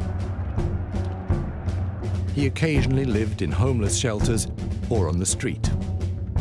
He refused to pursue a regular job. To this day, it seems inexplicable that he could come to power. Out of nowhere, Hitler became the Führer, leader of the German Reich, one of the most powerful men of the 20th century who brought the world to the brink of disaster and death to millions of people. The nation worshipped him and followed him blindly into the abyss. But during his lifetime, he kept his origins and his life secret. No one should know how or who he was. Hitler's contemporaries, from his birth to his death, flesh out the picture.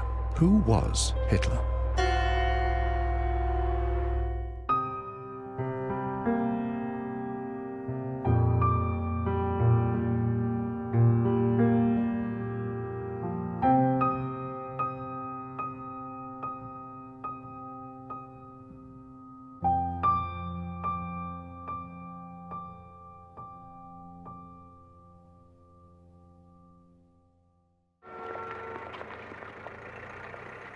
He has managed to captivate his people using a mystical band that is not even dependent on the National Socialist Party that helped him into power. I often have the opportunity to experience this, indeed in all social circles. Robert Coulondre, French ambassador to Berlin, 1938 and 1939.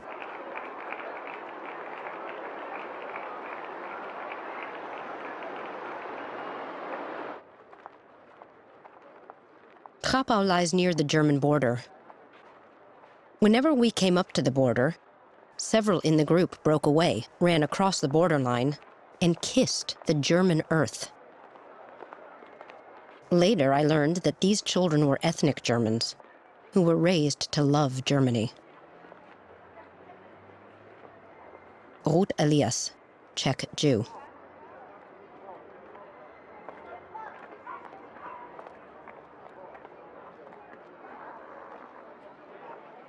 Diary, Monday, September the 12th, 1938. In the evening, we heard the close of the party convention in Nuremberg. Adolf Hitler called on President Benesch. If the Sudeten Germans are not protected, we know what we have to do. God preserve the existing peace. Diary, Tuesday, September the 27th, 1938. Hitler spoke to the German people last night. If Benesch doesn't accept his offer, we'll move in on October the 1st. That means war. Diary, Wednesday, September the 28th, 1938. Tomorrow, a meeting in Munich between Hitler, Daladier, Chamberlain, and Mussolini. Henrietta Schneider, housekeeper, East Prussia. In spite of the harshness and ruthlessness I thought I saw in his face, I got the impression that here was a man who could be relied upon when he had given his word. Neville Chamberlain, British Prime Minister, letter to his sister. Diary, Friday, September the 30th, 1938. The negotiations in Munich have had a happy ending. The Czechs have to pull out of the Sudetenland tomorrow. Hitler, our Prince of Peace. Henrietta Schneider. The genius of the Führer and his determination not to shrink, even in the face of war, have again achieved victory without the use of force. Alfred Jodl, Major General. In Munich, the failed putsch of 1923 was celebrated with great pomp. The SS marched through all over the city. The radio announced the death of the diplomat.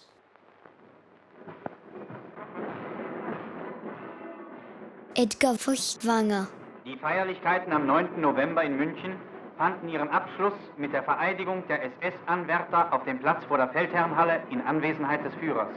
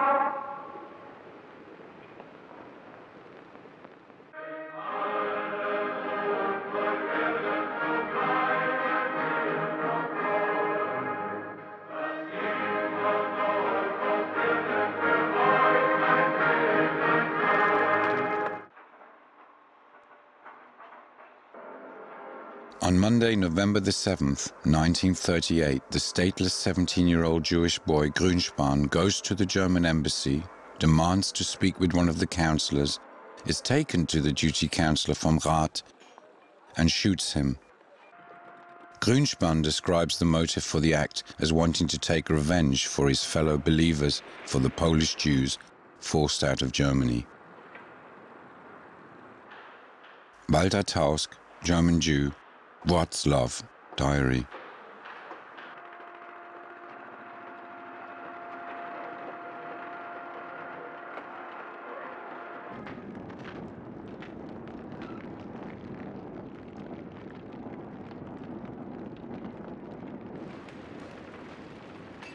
Following a traditional march to the Feldherrnhalle, at a social evening of NS party leaders and old comrades, Joseph Goebbels announces the death of Ernst vom Rath.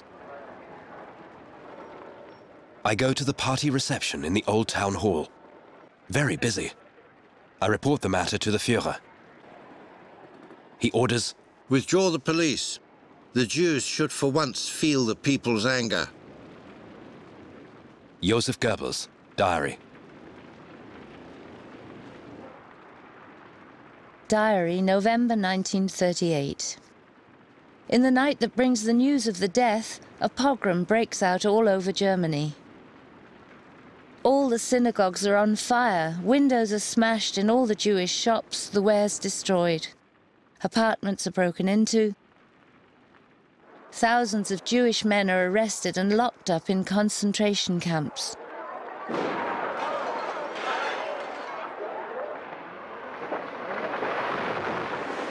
Käthe Kollwitz, painter and sculptress.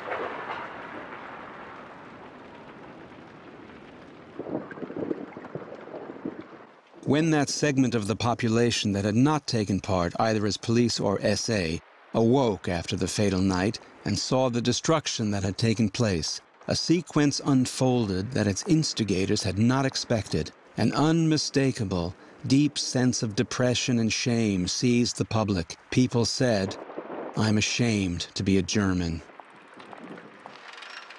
Rudolf Bing, German Jewish businessman, Nuremberg.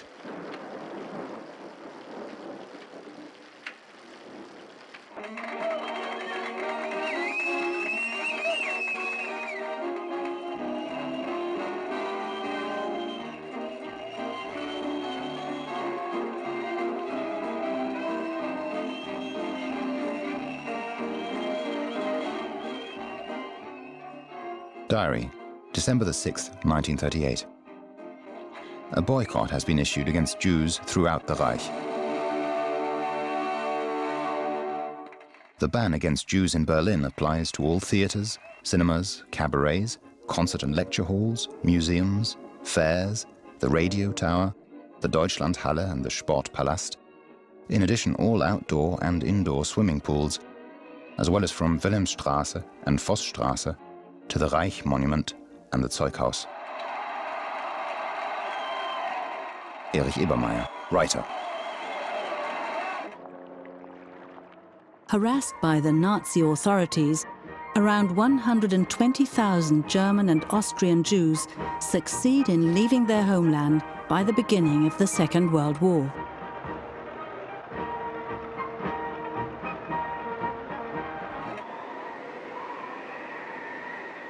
Diary, January the 1st, 1939. A new year. Ah, may it be a year of peace. Thea Sternheim, art collector and author. On the 13th of February 1939, Hitler tells a few confidants that he intends to take action against the Czechs in mid-March. German propaganda is adjusted accordingly.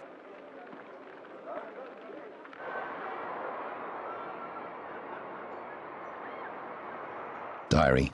Berlin, March the 14th, 1939. Nighttime. Foreign broadcasters are reporting that the Czechoslovak President Hacha arrived in Berlin today and was received by Hitler. Does this mean war, after all? Erich Ebermeier.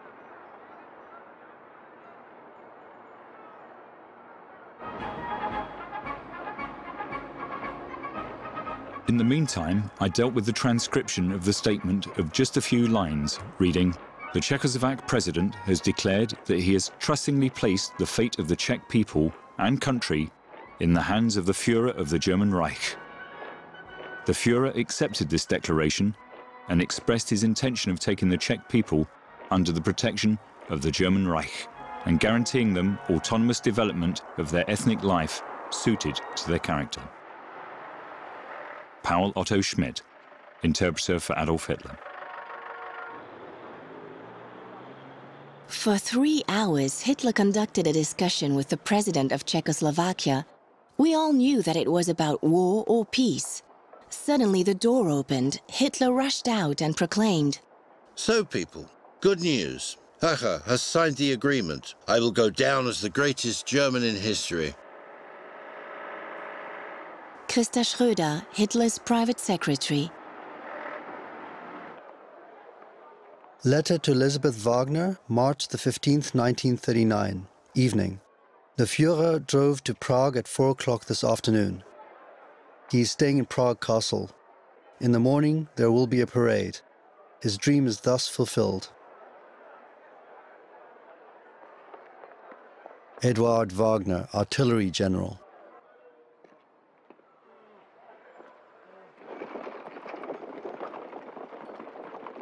Secret report to Ambassador Josef Lipski in Berlin. Everyone is awaiting further steps from Hitler. It is generally assumed that after the annexation of Memel, he has to move on to the settlement demands with Poland, primarily the takeover of Danzig and the corridor. The solution to these questions will meet with understanding and recognition by the German people. Felix Tyszewski, Polish General Consul.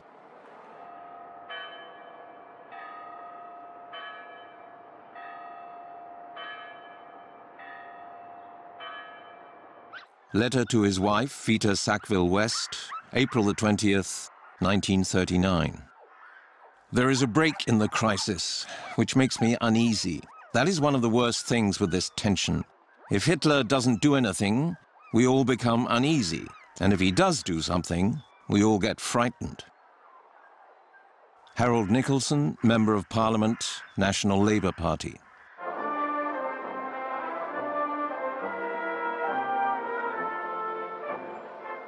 The summer was winding down.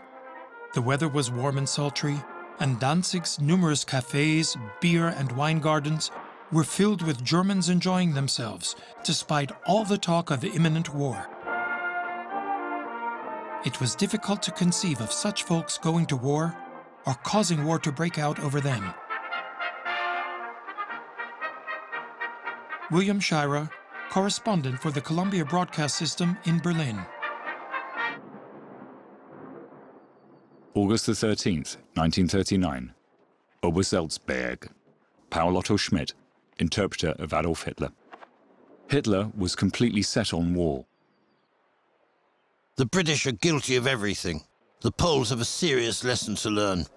The democracies are inferior to Germany and will never fight. Was the recurring keynote of the German dictator's speeches.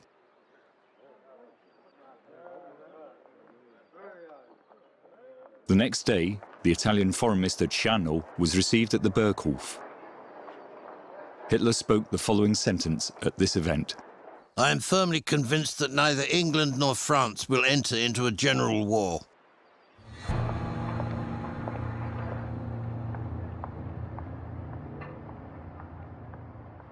On August the 19th, Käthe and Erich Höse from Leipzig begin their honeymoon with a canoe trip on the Oder River in Upper Silesian Ratibor. They take Erich's camera. For 12 days, the newlywed Leipzigers paddle down the Oder. During this time, Adolf Hitler propels the continent into a world war.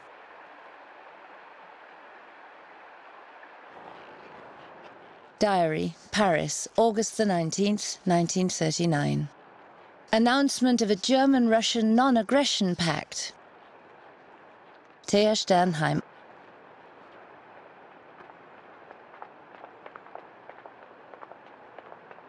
At the end of July, on Hitler's approval, Foreign Minister von Ribbentrop and State Secretary von Weizsäcker set the foundations for an agreement with the Soviet Union, which also includes the partitioning of Poland and the Baltic states. Hitler is in a hurry because he believes autumn rains will prevent a motorized war in backward Poland.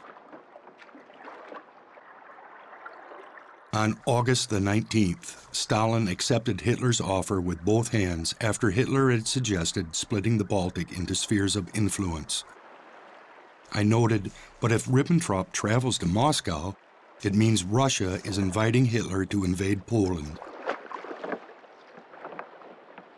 Ernst von Weizsäcker, Secretary of State at the Foreign Office, Memoirs.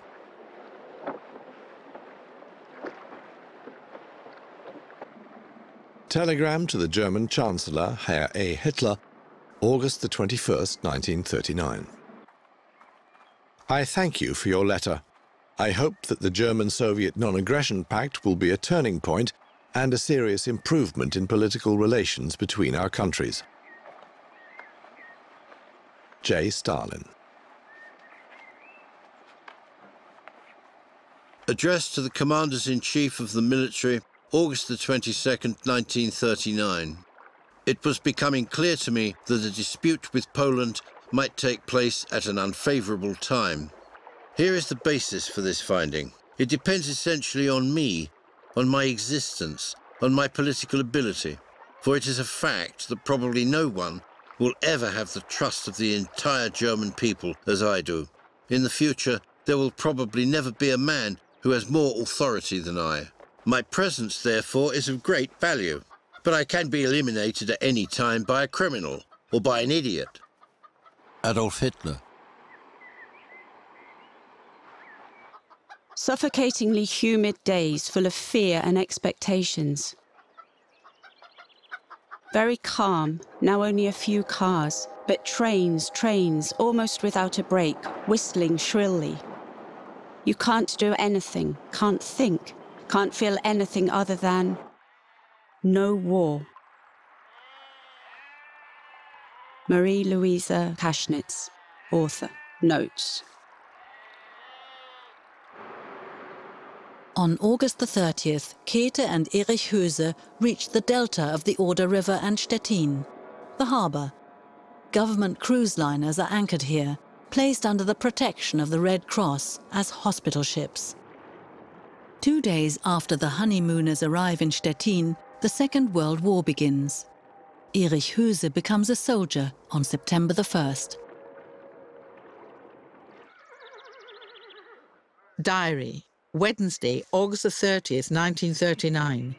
In the afternoon, troops equipped for war passed for hours, heading for the border. Poland has declared mobilization. Henrietta Schneider, East Prussia.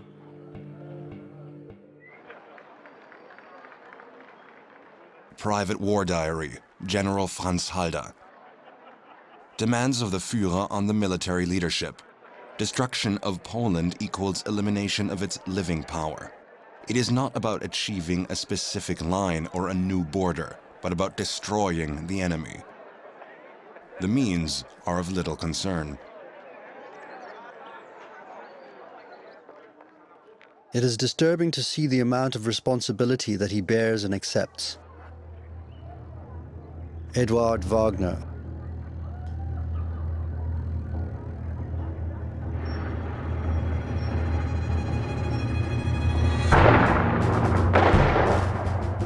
Message from Commander of Westerplatte Peninsula to Polish Navy Headquarters in Gdynia, September the 1st, 1939, 0450. At 0445, the armored cruiser Schleswig-Holstein opened fire on the Westerplatte with all its guns. The barrage continues.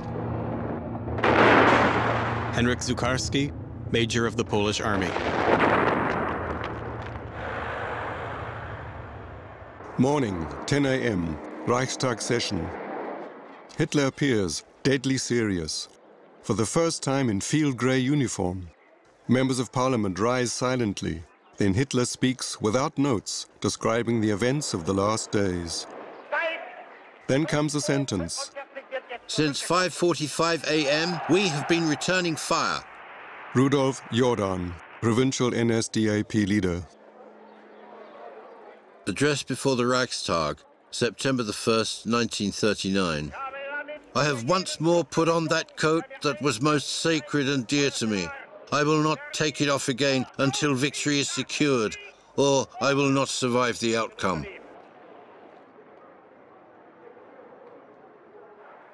In the early hours, 4 a.m., of September the 3rd, I was accordingly instructed by His Majesty's government to arrange for a meeting with the Minister for Foreign Affairs at 9 a.m.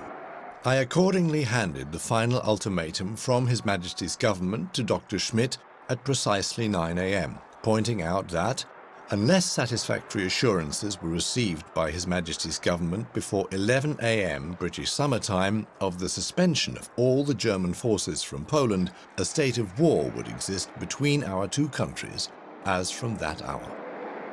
Neville Henderson, British Ambassador to Germany. Paul Otto Schmidt, Chief Interpreter at the Foreign Ministry, experiences. Then I took the ultimatum to the Chancellery. Hitler's most prominent people were gathered in the room in front of his office. "What news?" asked anxious voices. I answered with a shrug. Schools cancelled, and entered the next room where Hitler was sitting at his desk, while Ribbentrop stood at the window. I remained some distance from Hitler's desk and slowly translated the ultimatum of the British government. When I finished, there was total silence. Hitler sat as though turned to stone, just looking straight ahead. After a while, he turned to Ribbentrop. "What now?" Ribbentrop replied with a quiet voice, "I suppose the French will issue an identical ultimatum within the hour." As my job was now finished, I left and told those waiting outside, in 2 hours, a state of war will exist between England and Germany. Goering turned to me and said, "If we lose this war, then may heaven have mercy on us."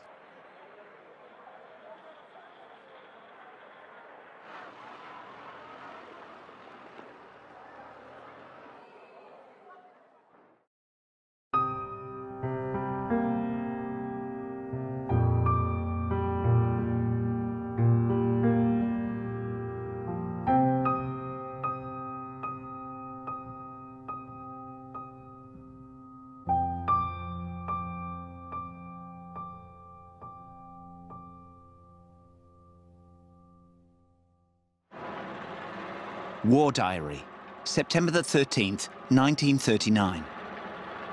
The Führer's motorcade roared by. We saw our Führer. He was going to the front. Gerhard M., soldier, Flensburg.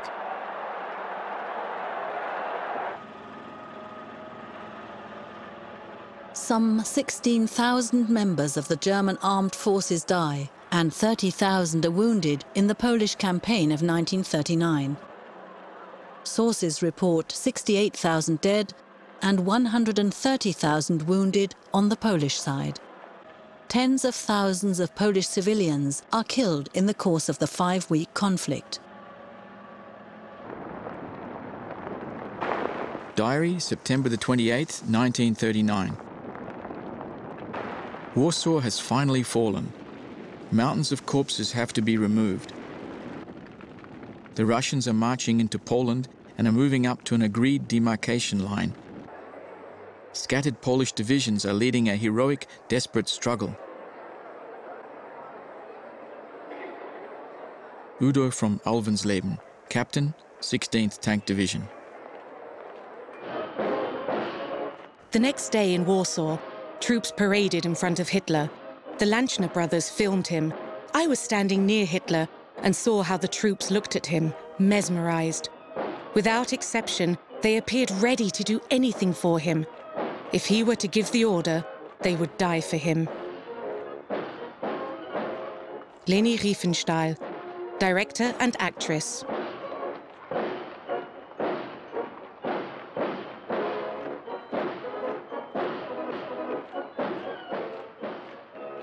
Führer spoke at length and in detail about the ongoing incorporation of the former provinces of Posen and West Prussia. The social strata thought to be racially valuable could be Germanized. In principle, they would have to look racially pure and have the right hereditary disposition.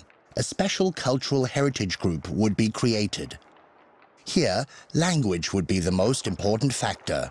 He said he wasn't interested in the Polish intelligentsia, as they were the supporters of Polish nationalism. Gerhard Engel, Army Adjutant to Hitler, memoirs in diary form. At lunchtime on May the 9th, we left Berlin in great secrecy and travelled at first light towards Hamburg. Turned the train around and arrived in Aachen at 3 a.m. Under a beautiful starry sky, we went by car to the command post of the Führer's headquarters, the Felsennest or Rocky Eyrie. Wilhelm Keitel, Supreme High Commander of the Armed Forces. Memoirs. In the first Armed Forces report at noon on May the 10th, I had recorded the sentence, "The Führer has personally taken over supreme command of the German army operating in the West." I wrestled with him for half an hour over the approval of this publication. He declared he wanted to remain anonymous and not diminish the glory for the generals. I did not let up, and in the end he gave in. Wilhelm Keitel.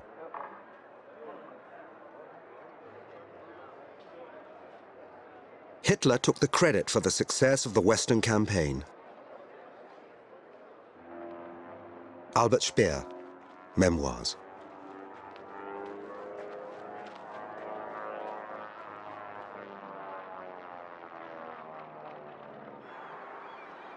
Diary, Friday, May the 10th, 1940. Now the war has really begun. Chamberlain has stepped down and Churchill replaced him. One bad person has left, and a much worse one has come. Henrietta Schneider.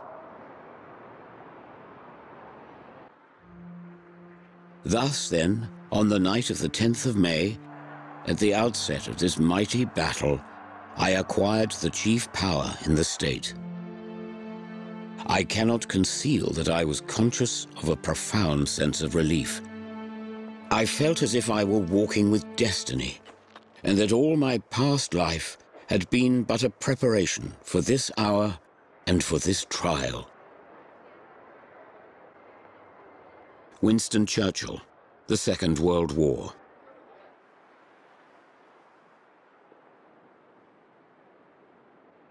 May the 23rd, 1940. We've done it. The Air Force is destroying the English on the beach. I was able to persuade Hitler to stop the army. The Führer wants this to be a lesson for them. Hans Jeschonek, Chief of the General Staff of the Air Force to Erhard Milch, State Secretary of the Aviation Ministry.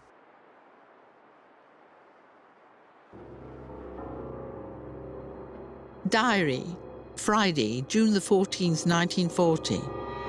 News at 1 o'clock at night. Paris occupied by our troops without a fight. Flag raised for 3 days.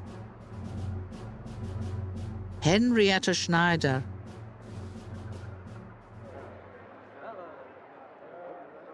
France offered a ceasefire on June the 17th. I've never seen Hitler as happy as on that day. Heinz Linger, valet to Adolf Hitler.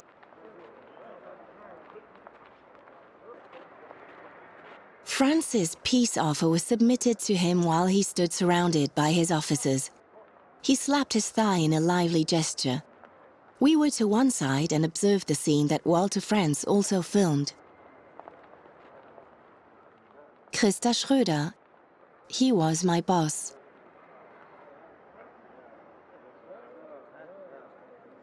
Heinrich Hoffmann, photographer. Keitel, who was carried away by an outburst of emotion, coined the fatal phrase, "My Führer, you are the greatest military commander of all time."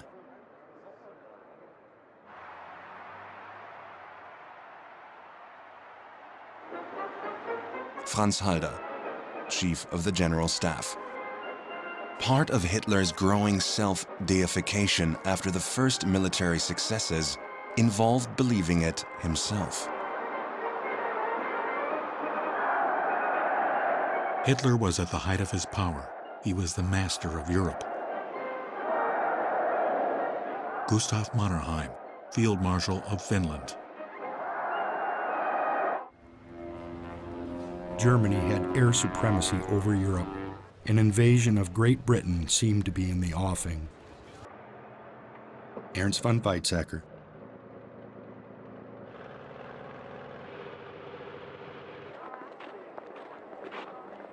A stay of a few days in the English capital was all that was needed to recognize the difference between London and Paris. Here, no one was considering capitulation. Julius Deutsch, Austrian socialist of Jewish descent, in exile, Memoirs.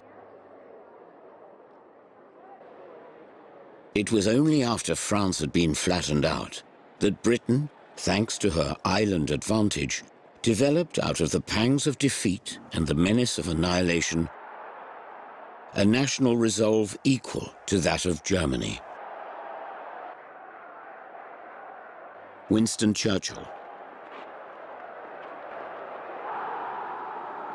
Diary, Saturday, July the 20th, 1940.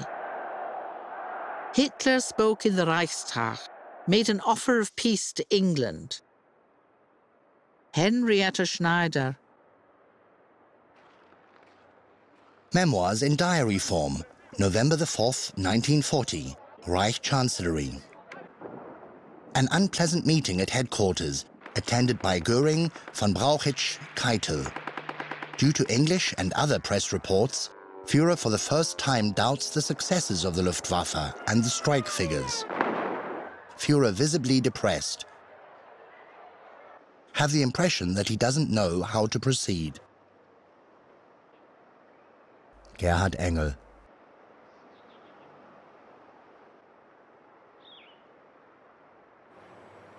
The Führer and the Supreme Commander of the German Army, the Führer headquarters, absolutely top secret, for officers only, 9 copies, second copy, order number 21, Operation Barbarossa.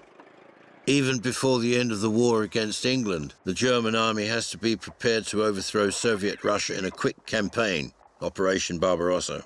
The bulk of the Russian army in Western Russia should be destroyed in bold operations via tank pincer movements in order to prevent the withdrawal of strong combat units into the expanses of the Russian interior. Adolf Hitler.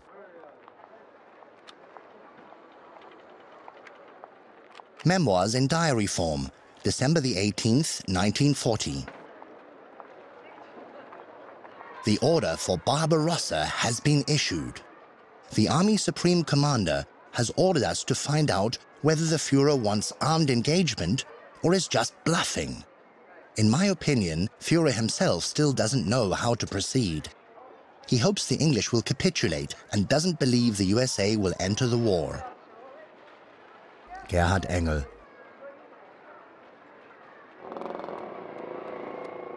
Diary, Monday, June the 9th, 1941. There's a big operation here. The streets are full of military of every kind on their way to the border. Henrietta Schneider, East Prussia. When he decided on the Eastern Campaign in the summer of 1941, he told Eva Braun he had to travel to Berlin for a few days. Christa Schröder.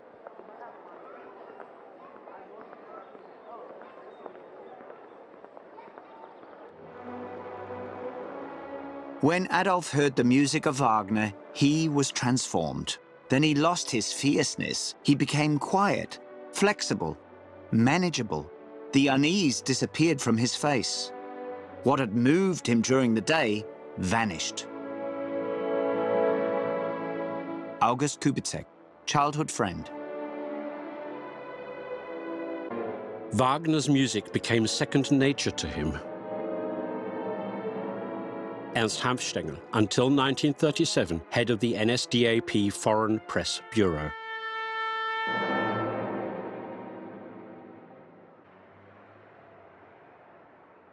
He loved the Wagner opera the most. Other than that, symphonies by Beethoven and Bruckner, or songs by Richard Strauss. Of the light entertainment pieces, he appreciated The Bat and The Merry Widow. Bormann proved his musical knowledge just by changing the records. Heinrich Hoffmann.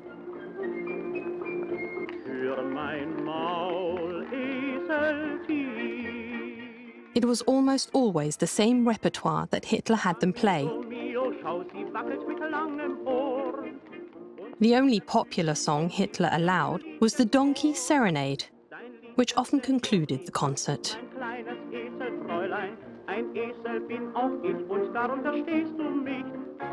Gertraud Traudl-Junge, Hitler's private secretary.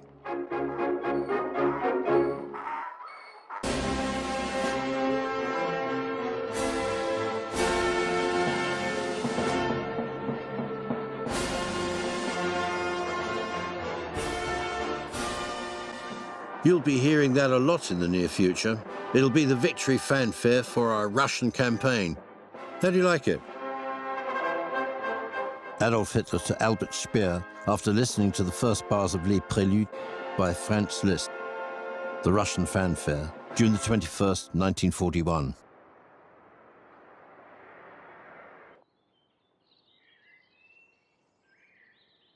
Diary, Saturday, June the 21st, 1941. Wild rumors are coming from the border. Henrietta Schneider. War Diary of the Army Group North, June the 22nd, 1941. Beginning of the invasion, 3:05 a.m. The entire front of the Army Group crossed the border. Robert Freiherr von Griesenbeck, Major. Is he mad, this Hitler? He could have allied himself with England's Chamberlain against communist Russia, or with communist Russia against the Anglo-Saxon capitalist world. But he invaded both. Yes, he is mad. Thank God. Klaus Mann, A Life's Report.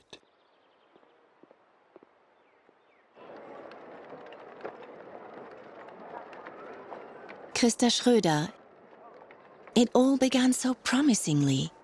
In the first 2 days in the Wolfschanze, we experienced the boss standing in front of a large map of Europe and pointing to Moscow, saying, In a few weeks we'll be in Moscow. There's no doubt about that. And then I'll raise Moscow to the ground. I'll build a reservoir there. The name Moscow has to be erased completely.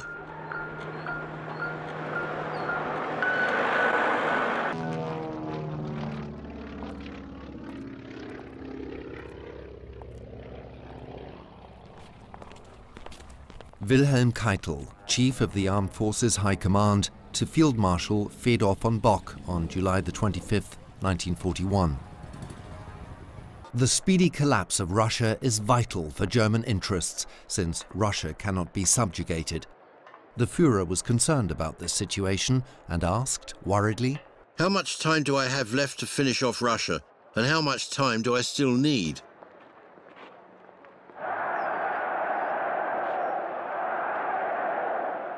Russia, Army Group South, letter, 1941.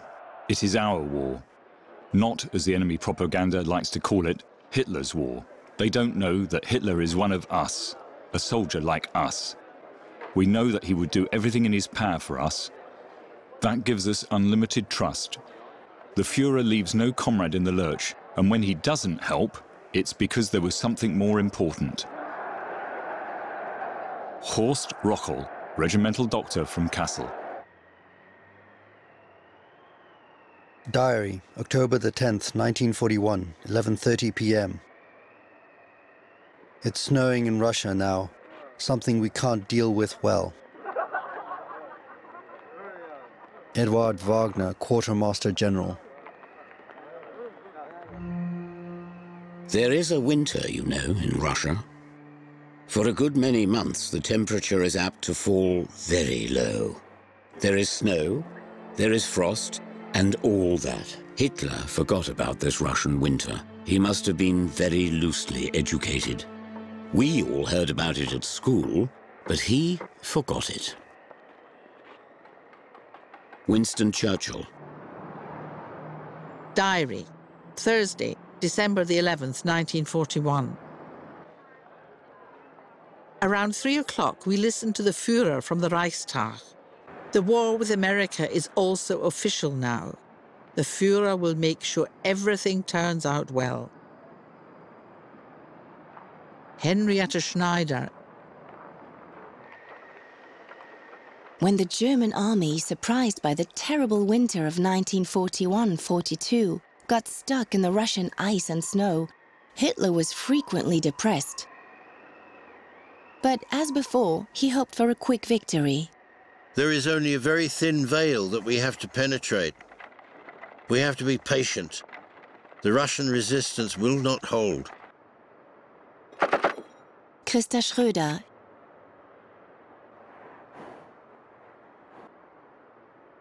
On December the 17th, I visited the generals commanding the 14th and 47th Tank Corps, as well as the 7th Army Corps, to again learn about the condition of the troops. The three generals reported that the troops were beginning to have doubts about the high command. Black ice making all movement difficult. The Russians are prepared and equipped for winter, and we have nothing. Heinz Guderian, Colonel General.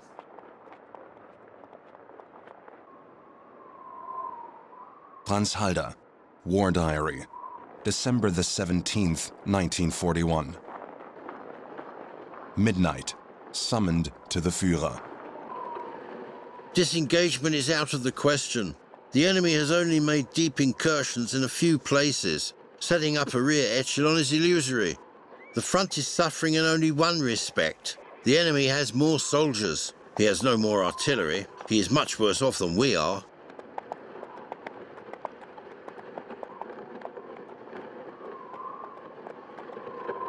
Adolf Hitler. Oral order to Army Group Center, December the 16th, 1941. Commanders, unit leaders and officers are to take personal steps to force troops to engage in fanatical resistance to hold their position, without regard to enemy breakthroughs on the flank or in the rear. Only with this kind of warfare can we gain the time necessary to get reinforcements from the homeland and the West that I have ordered. Diary, January the 11th, 1942. How meek our military communiques have become. Friedrich Kellner, court employee, Laubach, Hesse.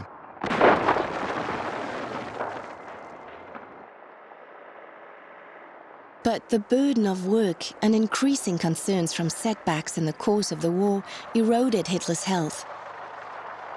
From the winter of 1941-1942 onwards, Morell monitored him day and night. In the end, Hitler began having mysterious injections almost every day. Christa Schröder. Diary, Berlin, March the 3rd, 1942. The hallmarks of the situation: further erosion of the German forces in Russia, slow further deterioration of the economic and food situations in Germany. Ulrich von Hassel, diplomat and member of the German resistance. From Rostov-on-Don, several waves of retreat rolled through our area in the summer of 1942. The oil tanks were opened, wheat fields torched, also that they wouldn't fall into the hands of the enemy. On August the 3rd, 1942, German scouts surfaced on motorbikes. Within 3 days, German troops moved into Privolnoye. Soviet troops were scattered. But beyond Nalchik, barrier units worked to carry out Order number 227 from Stalin. Not one step back. Mikhail Gorbachev, schoolboy.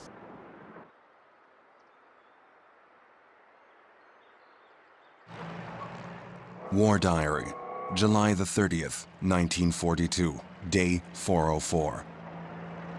In the bow of the River Don, west of Stalingrad, the 6th Army of Army Group B is engaged in a fierce battle, and the situation is at present unclear. Franz Halder.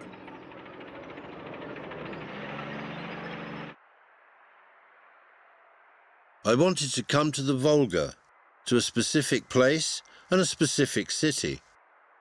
Adolf Hitler, address at the traditional gathering in the Munich Bürgerbräukeller, November the 9th, 1942.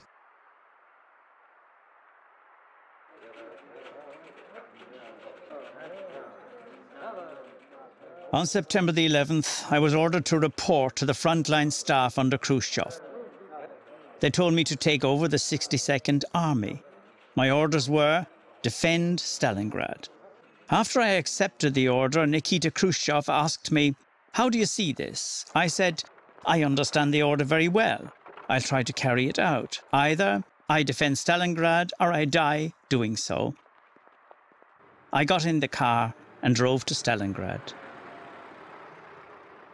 Vasily Chuikov, Lieutenant General, the Stalingrad Protocols. The high point of the war had been reached. Something unimaginable overpowered the wildest dreams. The North Cape, Pyrenees, Sahara and Volga formed the boundaries of a sphere of influence created overnight.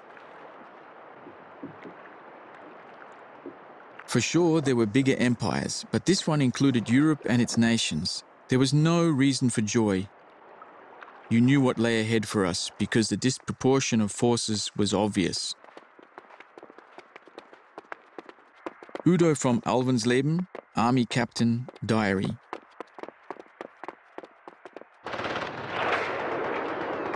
We knew that Hitler wouldn't stop and would keep throwing military forces at the front. But he sensed that it was not a battle for life being fought here, but rather a battle to the death. Vasily Chuikov.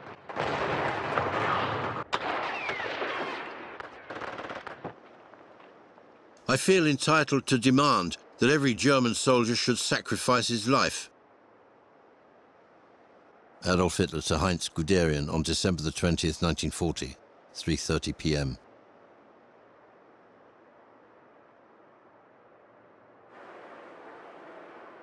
Diary, Sunday, November the 8th, 1942. The Führer spoke from the Munich Hofbräukeller. He laid into the war criminals again. The Americans landed in Algiers during the night. Henrietta Schneider. Dr. Theo Morell, Adolf Hitler's personal physician. Diary, December the 15th, 1942. Patient A, sleeping badly because of the military situation. Profundo. Up until the very end, the soldiers believed Hitler's promise that he would get them out of the encirclement. I knew that this was a terrible lie. Bernd Freytag von Loinghofen, Major, flown out of the Stalingrad siege.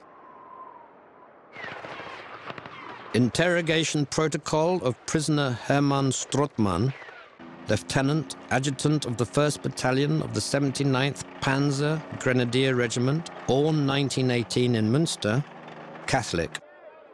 Men reached the limits of their endurance, and this limit was reached on February the 2nd. We surrendered spontaneously. Around 6 o'clock in the morning, I was told that Russian tanks had arrived. I began to cry, walked out of the shelter, and laid down my weapon.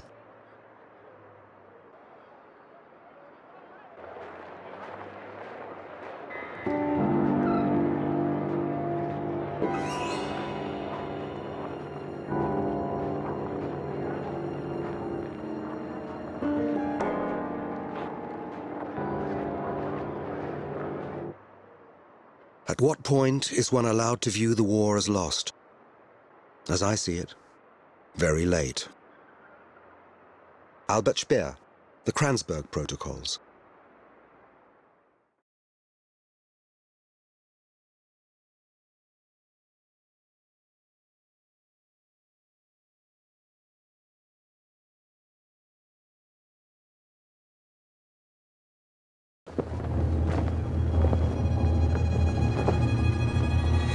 Adolf Hitler neither finished school nor had any vocational training.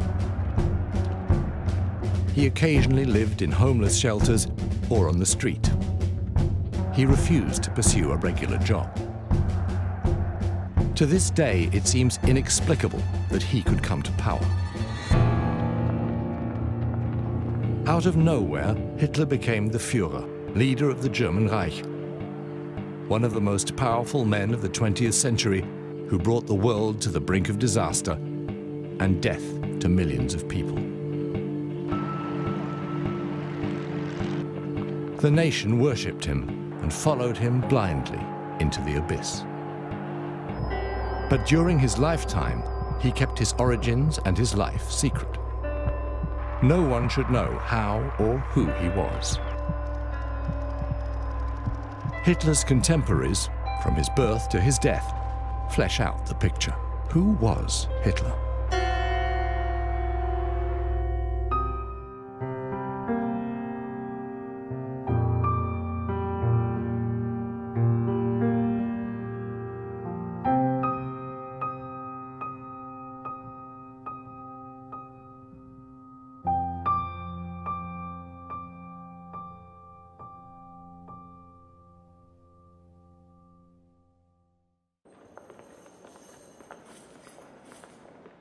His mother went to Mass with little Paula every Sunday.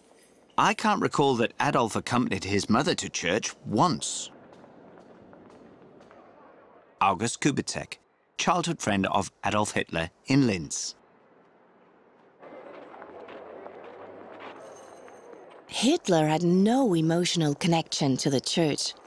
He thought the Christian religion was an outdated, hypocritical, people-ensnaring institution. Christa Schröder, Hitler's private secretary. If the people think I'm a religious man, that cannot hurt. Adolf Hitler, to photographer Heinrich Hoffmann.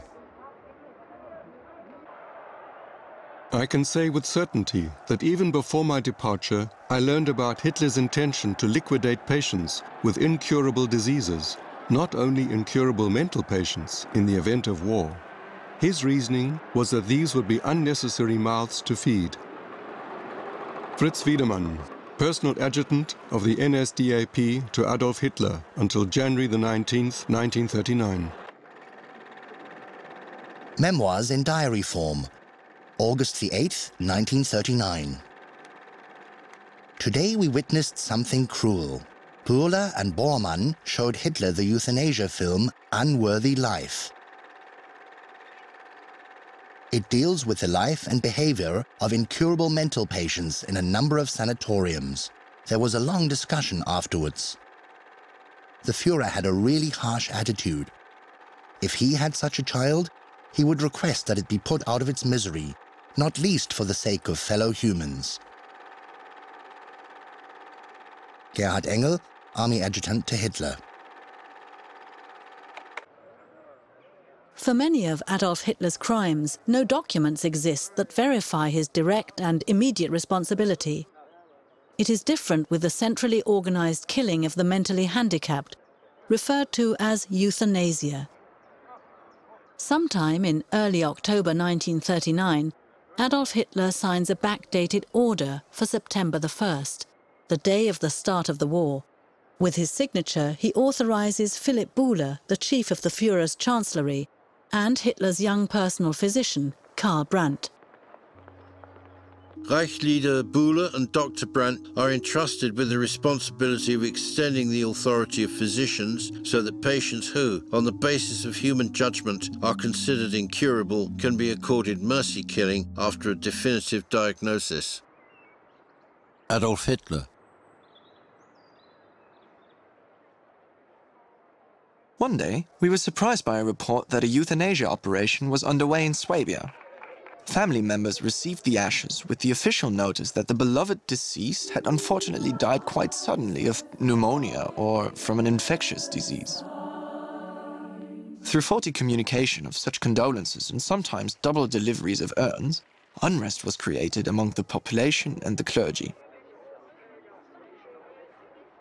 Reinhard Spitzi, Austrian member of the SS and NSDAP.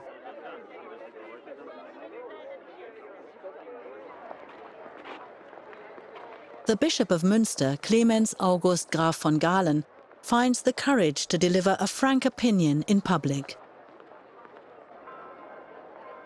Sermon in St. Lambert's Church, Münster, August the 3rd, 1941. So now we must expect that poor, defenseless, sick people will be killed sooner or later. Do you, or do I, only have the right to live as long as we are recognized as productive by others? If it is legitimate to kill unproductive members of the community, then woe betide our brave soldiers who return home from war with serious battle wounds as invalids. If the principle that man is entitled to kill his unproductive fellow man is established and applied, then woe betide all of us when we become aged and thus unproductive. Clemens August Graf von Galen, Bishop of Münster.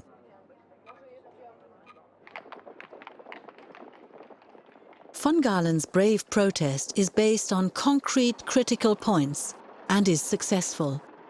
The conflict between the Hitler regime, the Bishop of Münster, and other public critics is settled only partially. Hitler suspends the largest part of the euthanasia program for more than a year, after more than 70,000 people had been killed. In less conspicuous forms, the euthanasia program was reintroduced to sanatoriums and nursing homes and practiced right up to the end of the war.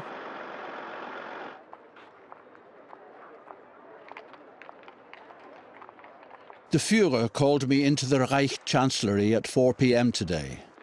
To start with, he spent a whole hour describing the campaign in Poland. The Poles, only a thin Germanic layer. Underneath that, dreadful stock. The Jews, the worst that you could possibly imagine. Only a master's heavy hand could rule here. Alfred Rosenberg, Director of the Foreign Policy Office of the NSDAP.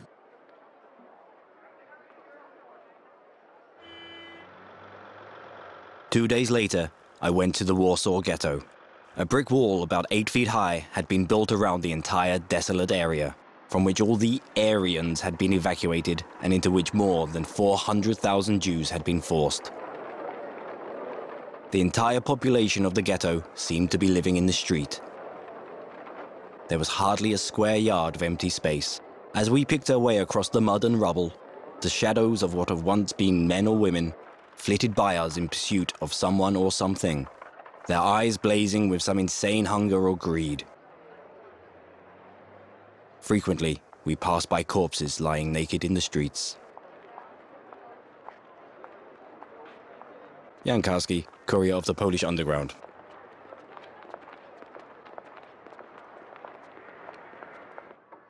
For a long time, researchers and prosecutors searched for a definitive written order from Hitler for the murder of European Jews. Such an order from Hitler on the final solution of the Jewish question obviously doesn't exist. Service calendar Heinrich Himmler. Himmler's lecture notes. Führer Headquarters, Führer, Wolfschanze, July the 18th, 1941, 4 p.m. Jewish question, exterminators partisans. Restructuring of the Waffen-SS.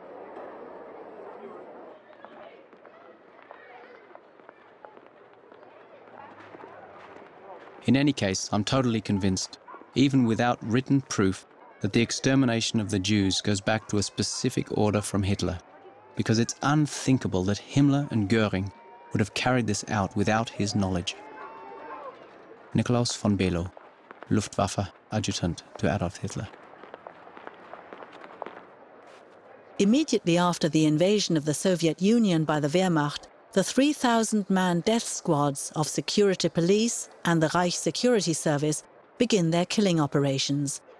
The political responsibility lies with Hermann Göring, to whom Hitler has transferred the coordination of Jewish policy.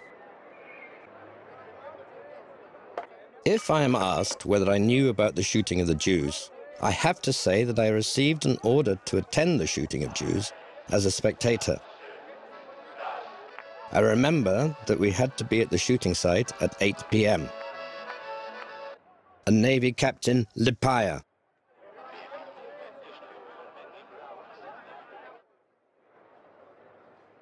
Around noon, an old man from Lower Saxony, Colonel Scheer, visited me. Among the things he talked about that were especially horrible was the shooting of Jews. He'd been told by another colonel, Tippelskirch, I believe. Ernst Junge, Captain, Paris, Diary. I saw a long, deep ditch. SS men and Latvian police, in plain clothes wearing armbands, were standing beside it. The terrain was overgrown with bushes, and the ground was sandy.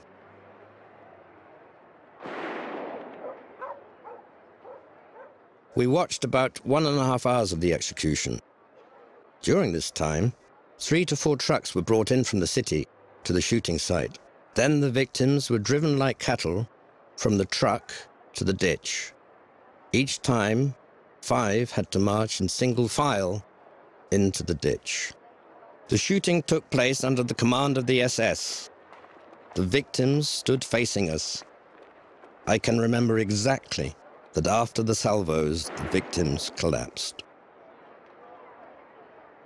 A Navy Captain Lipaia.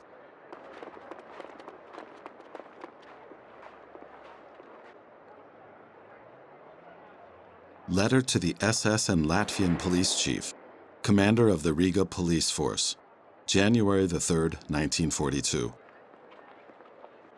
The execution of the Jews carried out in the time frame of the report is still the talk of the local population.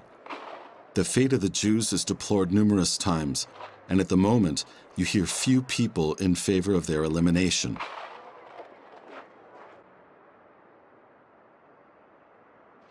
Among other things, there is a rumor circulating that the execution was filmed.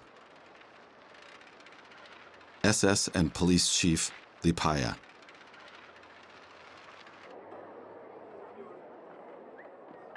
Memoirs in diary form. A grim, gloomy mood. Führer had a long discussion with Himmler, and afterwards there was the usual corresponding atmosphere. Gerhard Engel.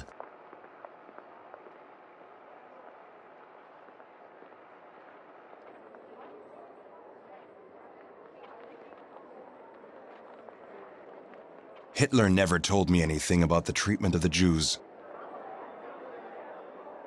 In foreign policy, the subject only arose when the Jews were to be deported from some country or other. Franz von Sonnleitner, NSDAP member, after 1939 legation counselor in the Foreign Ministry.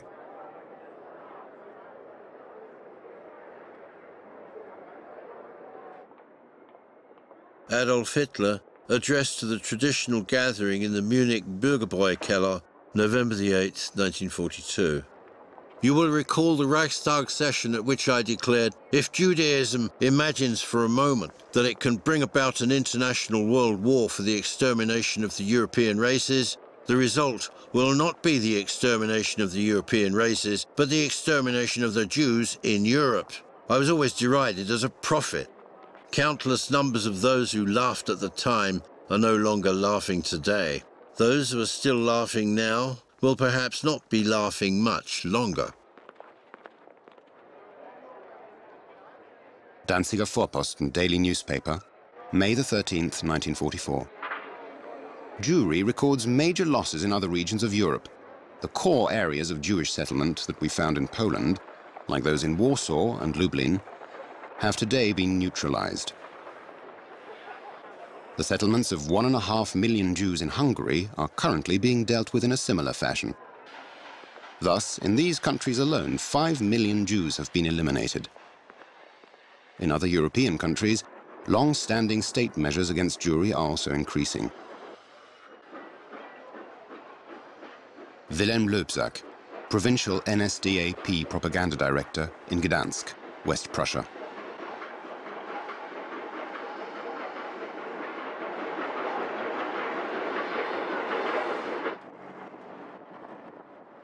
During a military briefing around autumn 1944, the Reich press chief Dietrich came up with an English report.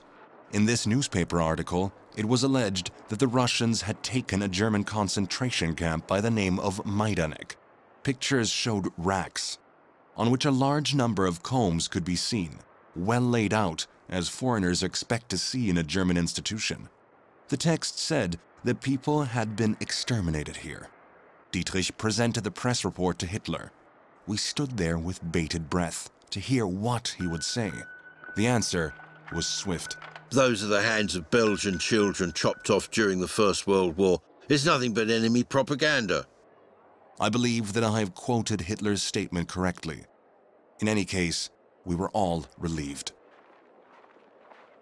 Franz von Sonnleitner, after 1939 legation counselor in the Foreign Ministry. On the third day of the war, I was wounded near Grodno. When I came to, there were many wounded lying on the ground. We were at the mercy of the German soldiers. After a while, those who could move were driven onwards. My comrades grabbed me under the arms because those who fell down were immediately shot. Dmitry Dmitrienko.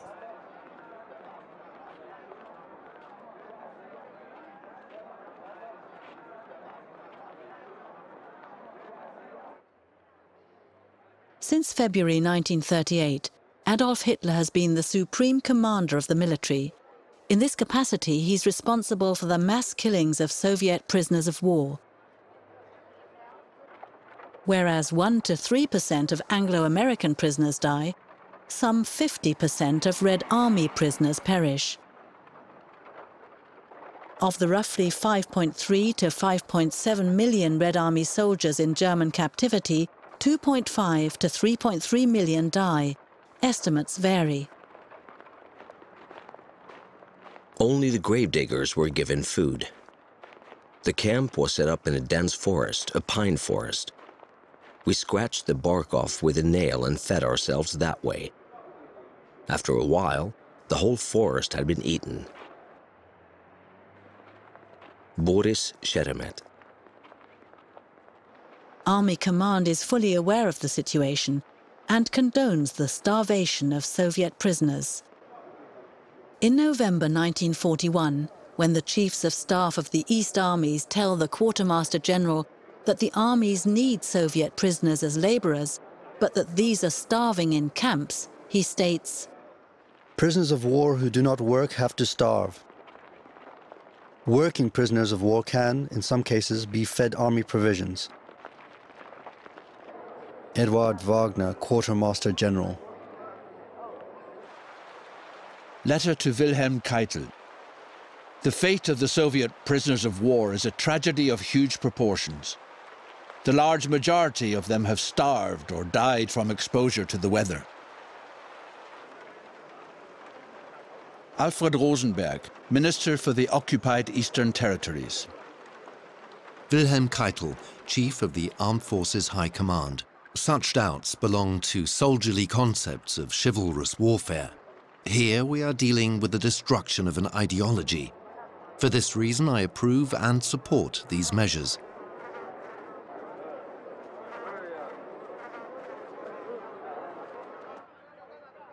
I keep hearing that Hitler could not have known about everything.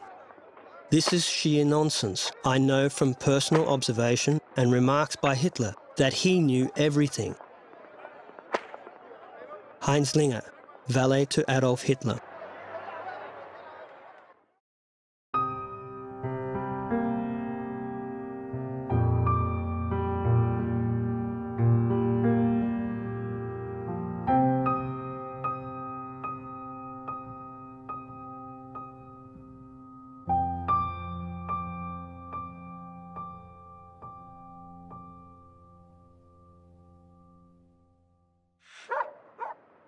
Up until 1940, Hitler looked younger than he was in reality.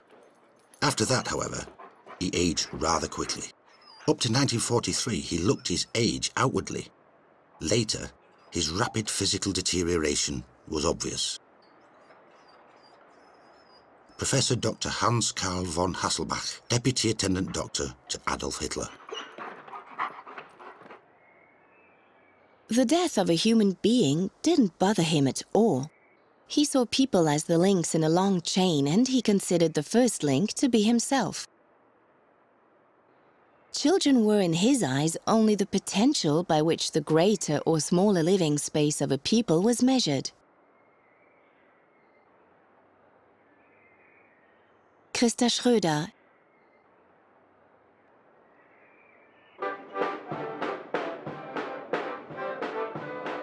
The soldiers that I met were not followers of Hitler and only served the Führer unwillingly, but all approved of war as an indispensable phenomenon of life. The war is the ultimate exertion that you cannot dodge. This picture was deeply ingrained in them. Wilma Sturm, journalist and writer.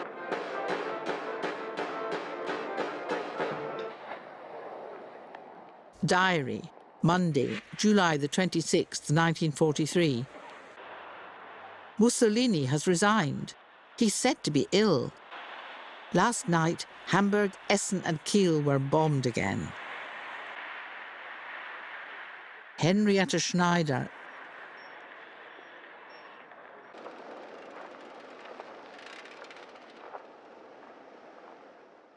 While I endeavored to establish worthwhile targets to Hitler and the General Staff of the Air Force, our enemies launched 5 big attacks on only one major city, Hamburg.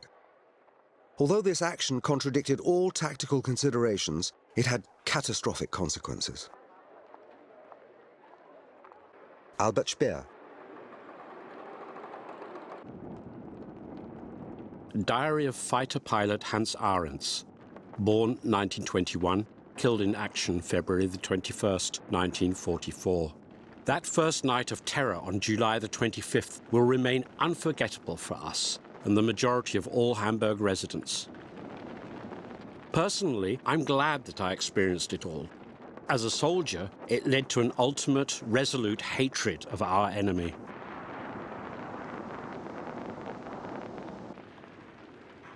Letter to Georg Zimmermann, soldier in Norway, from his mother, Hamburg, July the 28th, 1943. Dear Georg, we are still alive, but Hamburg de facto no longer exists. No house left standing, just mountains of rubble, entire streets blocked, dead bodies not salvaged, impenetrable smoke and fumes and fires still burning everywhere. Disintegration is in progress. No police anymore, nothing. Hamburg is lost forever. Magdalena Zimmermann. When I travelled to the Badine from Babelsberg, I met an acquaintance on the train. He'd experienced it all in Hamburg as an anti-aircraft soldier. It smelled so strongly of corpses that you couldn't get the stench out of your nose. Leaflets were dropped over Hamburg with quotes from the war speeches of Hitler and Goering, without any comments. Erich Kästner, writer, War Diary. Hamburg, July the 30th, 1943. My Hannele, words can't express what we are going through here. A government that cannot protect its women and children is simply criminal. My Hannele, if I could only hear one word from you and Georg, your mother. Magdalena Zimmermann. When he traveled to Bavaria to the Berghof, or the Führer headquarters, then he went by train and at night with blacked-out windows, so that he wasn't faced with the devastation from the bombing raids. Bernd Freitag von Loinghofen, Captain.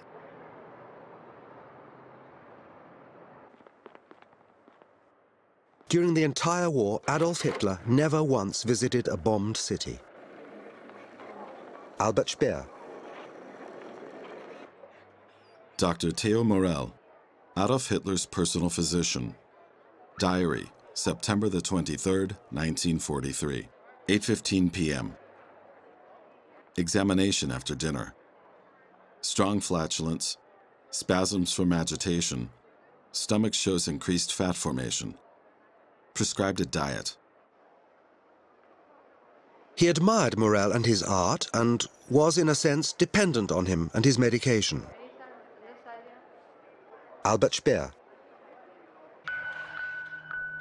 New Year's Proclamation, 1944. The year 1944 will make hard and heavy demands on all Germans. The monstrous events of the war will come closer to crisis this year. We are fully confident that we will endure. Adolf Hitler.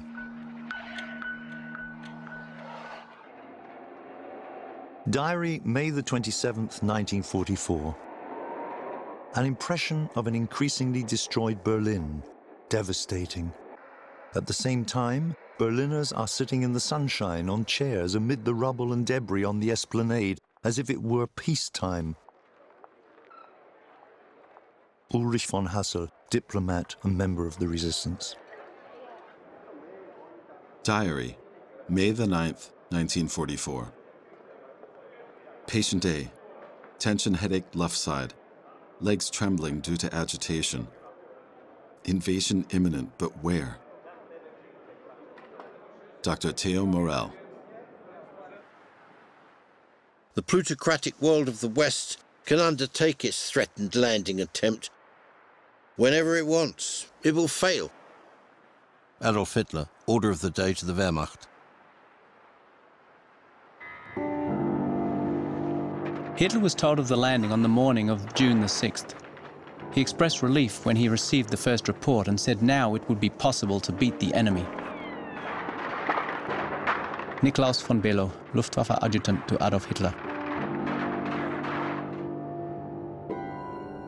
The conviction of the Germans that we would not attack in the weather then prevailing was a definite factor in the degree of surprise we achieved. In the Omaha sector, an alert enemy division, the 352nd, which prisoners stated had been in the area on maneuvers and defense exercises, accounted for some of the intensive fighting in that locality. Dwight D. Eisenhower, U.S. General, Supreme Allied Commander, Europe. Heinz Linger, valet to Adolf Hitler. Among Hitler's habits, which despite our efforts couldn't be remedied, was that he kept asking what time it was, above all, during the war. I principally only ever stop at 12:05. Adolf Hitler, in November 1942. On July the 20th, 1944, I'd received the order to prepare for the move of the operations unit from Mauerwald to Zossen, south of Berlin. It was a hot East Prussian summer's day. Mauerwald was located just 20 kilometers away from the Wolfschanze, where Stauffenberg's bomb exploded around 12:45 p.m. Bernd Freitag von Loinghofen.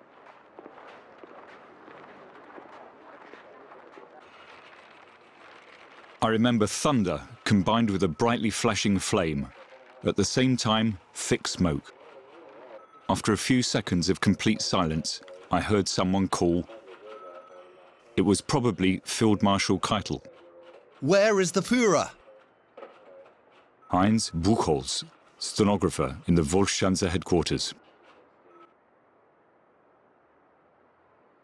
There were agitated calls for a doctor. A bomb exploded. Nothing happened to the boss, but the hut was blown sky high. Christa Schröder. Heinz Linger. When I arrived, I saw Hitler, who looked at me inquiringly with big eyes and stared at my troubled face. With a calm smile, he said, Linger, someone tried to kill me. Diary. Friday, July the 21st, 1944. The radio broadcast details of the attack. The bomb was planted by a Count von Stauffenberg. Around 1 o'clock, the Führer spoke to prove that he had survived. What would have happened if the Führer had died? The war would be over, and there would be revolution in Germany.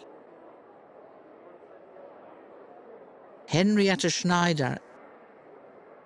His confidence, his faith in victory and his assurance, but also his power consciousness and delusions of grandeur now exceeded all boundaries of reason. Traudl Junge, Hitler's private secretary. Personal War Diary, October the 7th, 1944. Morning briefing. Beginning of the attack on East Prussia and Budapest. Long discussion with Göring. Station 12 heavy anti-aircraft batteries immediately to protect the Führer's headquarters. Keitel for relocating to Berlin, Hitler against it.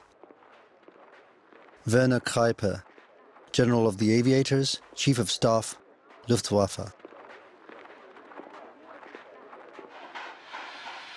In the first days of November 1944, we moved out of the Wolfschanze because the Russians were close by. Traudl Junge.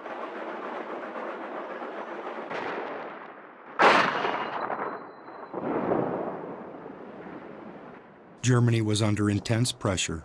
At the end of 1944, weapons production fell sharply. Trapped in the east, southeast, south, and west, Germany was strategically encircled and could not break free. Nevertheless, Hitler took one ultimate measure after the other. The Nazis suppressed without mercy the slightest opposition to their regime. It was clear to us that Germany was mobilizing its last forces, but at the end of 1944, Germany was still able to defend itself and put up serious resistance. Its military still consisted of around 17.5 million men, of whom 5.3 million were fighting troops.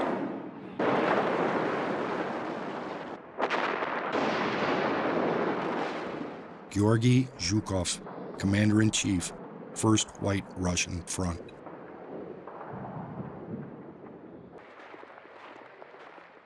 At just 19 years old, Walter was also killed in action. I was sitting on the roof of our house that had been damaged in another bombing when I saw the postman bring the death notice. My aunt called through the house, "Walter has fallen." The death of my brother was a deep shock for me. Helmut Kohl, schoolboy.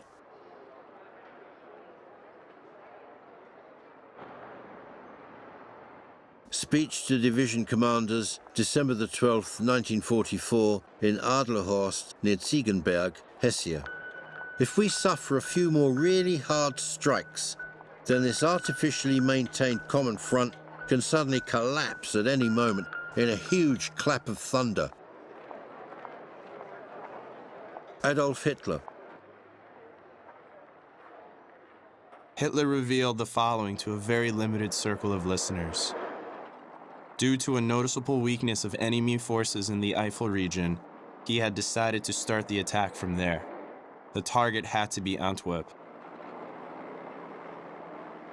Siegfried Westphal, Major General, Chief of Staff to the Commander-in-Chief West.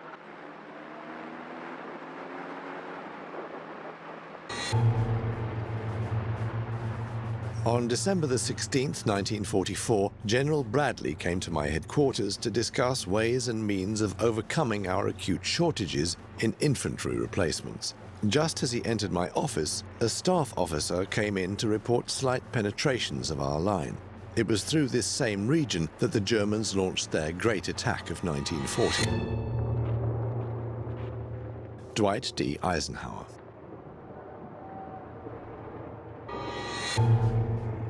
German tanks have been spotted north of the city of Luxembourg. Rundstedt has ordered the tanks to advance through the Ardennes in nearly the same place as the Germans penetrated in May 1940. They're heading in the same direction again, to the Channel coastline towards Antwerp, in order to stop the Allies using the port through which their main supplies come. Stefan Heim, Corporal of the US Army, writer.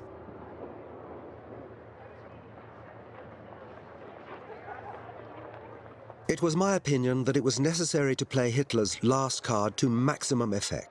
As a Gurkha, I tried to get as close as possible to the front. The troops pushing forward were in a good mood because low-hanging clouds prevented any aerial activity. I was worried that the weather would brighten up. Albert Speer, Memoirs. As long as the weather kept our planes on the ground, it would be an ally of the enemy worth many additional days. Dwight D. Eisenhower. Our last major offensive in the West, with 300,000 men that was so gloriously successful at the start, failed in the end thanks to 10 days of radiant sunshine. The Anglo-Americans were thus able to deploy their overwhelming air superiority. Leon de Grelle, commander of the Wallonian Waffen-SS.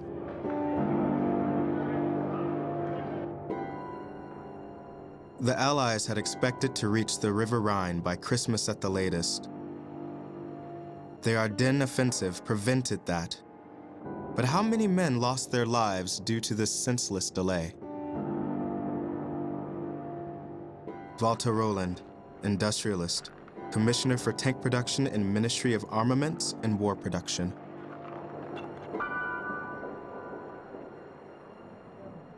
Rudolf Jordan, Provincial NSDAP Leader, Defense Commissioner, December the 25th, 1944.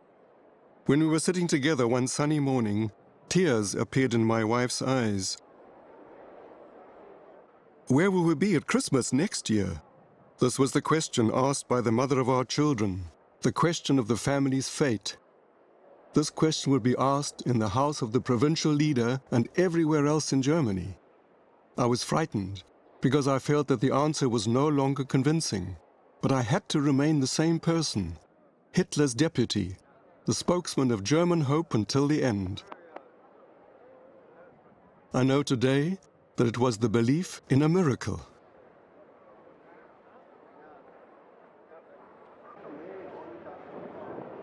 In the days after Christmas, it was clear that the expected success would not be achieved.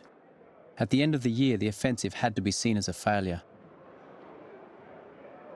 Nikolaus von Below.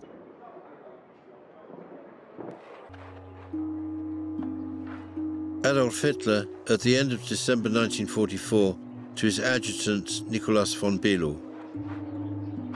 I know the war is lost. Their superiority is too great. I would prefer to put a bullet in my head now. We will never capitulate, never.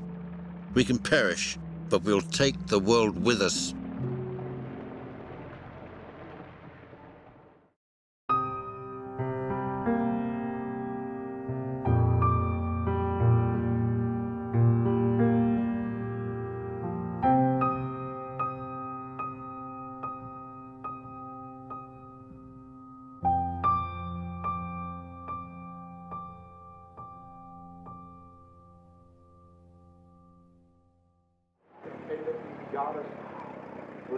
December the 31st, 1944, Luxembourg. You sat there with a half-empty glass in your hand and listened to the hoarse voice with the unmistakable accent. 2 or 3 times the speaker almost lost his voice. And he also got his words mixed up, but that was always the case when he got excited. It was significant that his throaty bellow no longer wanted to work that New Year's Eve. Stefan Heim, Corporal of the US Army, writer. Adolf Hitler, last radio address to the German people, January the 30th, 1945. Thus I now appeal to the entire German people to gird themselves with a yet greater, stronger spirit of resistance until we can again, as before, put on the graves of the dead of this titanic struggle a wreath inscribed with the words, "And yet you were victorious." I therefore expect every German to fulfill his duty to the utmost, to make every sacrifice that will and must be required. February the 13th, 1945. The model of Linz is finally finished. The extensive model of the development of the Danube riverbanks was now set up in one of the large, brightly toned basements of the new Chancellery. When I led Adolf Hitler into this room, he stood for a long time just looking, as though overwhelmed by the general impression. I moved the spotlight to the position of the sun's rays in the afternoon. Now he was presented with the perspective of how his city on the Danube would look in his retirement. Hermann Giesler, General Building Inspector for the redevelopment of the city of Linz. Not a day went by when the government quarters were not attacked. When a bomb exploded nearby, the bunker lying in the groundwater swayed noticeably. The light began to flicker, so Hitler raised his voice as if in a dream. That was close. Those bombs could have hit us. He was noticeably fearful and didn't feel safe. Christa Schröder. In mid-March 1945, Hitler transfers nearly all of his activities to the bunker under the Chancellery. Since then, he rarely sees daylight. Sometime in mid-March, Eva Braun arrived at the Reichschancellery. Hitler tried his best to get her to go back to Munich, but she made it clear that her place was at Hitler's side, and no one would be able to change her mind. Rochus Misch, telephone operator in the Führer's bunker.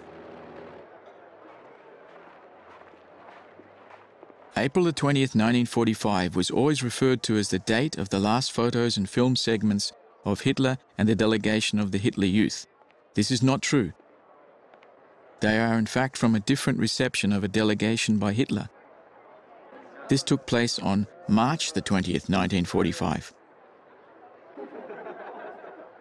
Arthur Axmann, leader of the Hitler Youth.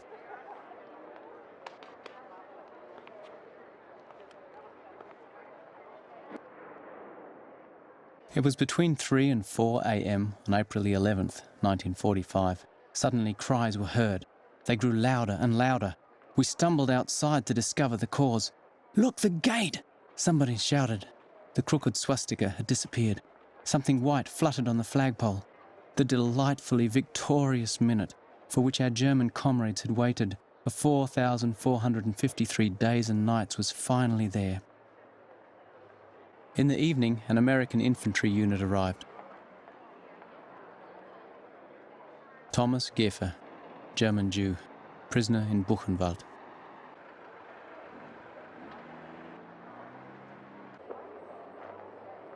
April the 12th, 1945. It will not be pleasant listening. I propose to tell you of Buchenwald. We reached the main gate. The prisoners crowded up behind the wire. There surged around me an evil-smelling stink. Men and boys reached out to touch me. They were in rags and the remnants of uniforms. Death had already marked many of them, but they were smiling with their eyes. Edward Morrow, radio correspondent for CBS News.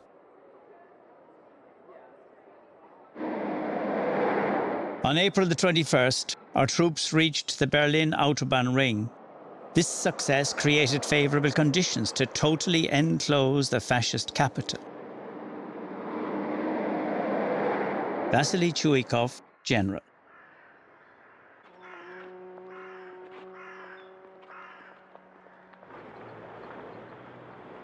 That day, I saw Hitler only briefly. The boss could still not believe that the Russians were at the gates. Rohus Mish. Sechlin, Mecklenburg. Around 11:50 p.m., Hitler calls.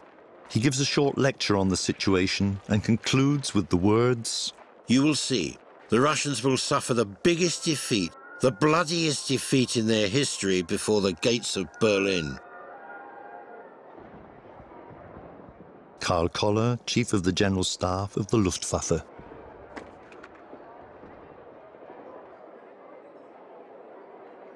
April the 22nd, 1945. This date marks the end of the Third Reich for me. The German Wehrmacht capitulated on May the 8th, 1945. But on April the 22nd, a Sunday, Hitler capitulated. Rohus Mish.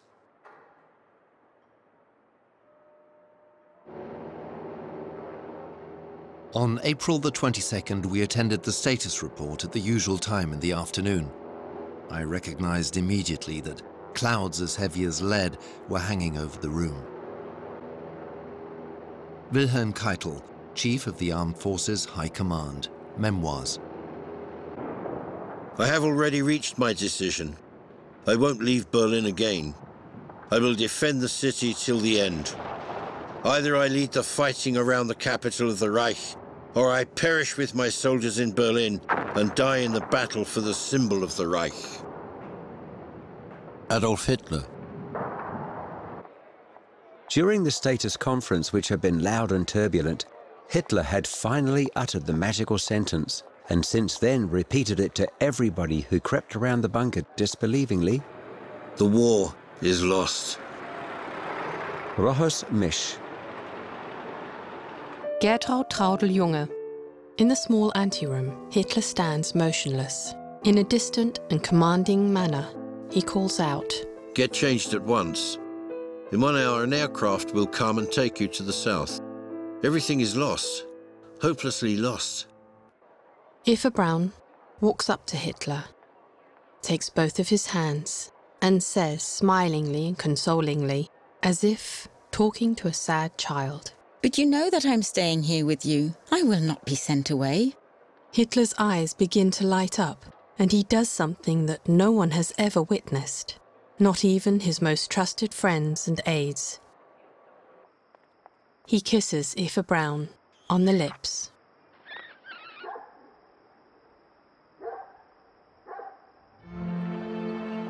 The German army dissolved before our eyes. Winston Churchill.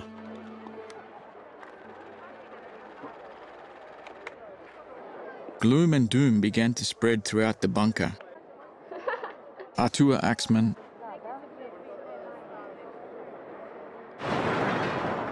The Führer comes up to me, shakes my hand and asks, "Have you rested a little, my child? I'd like to dictate something. Get the shorthand pad." Gertraud Traudl-Junge. My private will and testament. As I did not consider that I could take the responsibility of contracting a marriage during the years of fighting, I have now decided, before the closing of my earthly career, to take the girl who, after many years of faithful friendship, entered the practically besieged city of her own free will in order to share her destiny with me as my wife. At her own desire, she goes as my wife with me into death. What I possess belongs, inasmuch as it has any value, to the party. Should this no longer exist, to the state. Should the state also be destroyed, no further decision of mine is necessary. Signed, Berlin, April the 29th, 1945, 4 a.m. Adolf Hitler. April the 30th, 1945. I had close contact with Mohnke, the commander of the citadel. Mohnke was often with the troops on the front line. On April the 29th, he reported to Hitler that to the north the Russians were a short distance away from Weidendammer Bridge, to the east in Lustgarten, to the south near Potsdamer Platz and the Air Ministry, and to the west in Tiergarten. That was only a few hundred meters from the Chancellery. When Hitler asked him, "How long can you hold out?" he answered, 20 to 24 hours at the most. Arthur Axmann.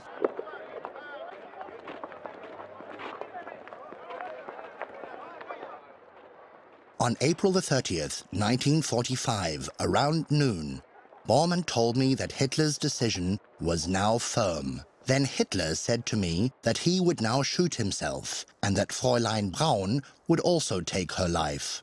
The bodies were to be buried. He assigned me to make the necessary arrangements. Otto Günscher, SS Adjutant to Hitler.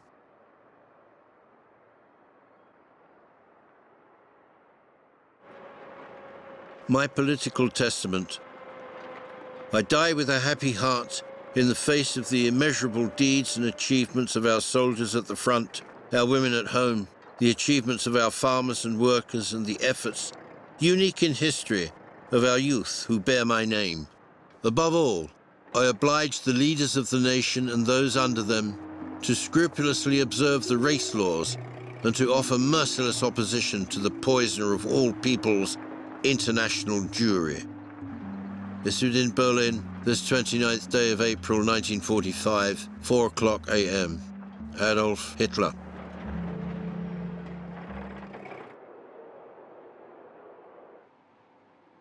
There cannot be the slightest doubt that Adolf Hitler took his life in the Führerbunker of the Reich Chancellery in Berlin on April the 30th, 1945, with his own hand, namely by a shot in the right temple.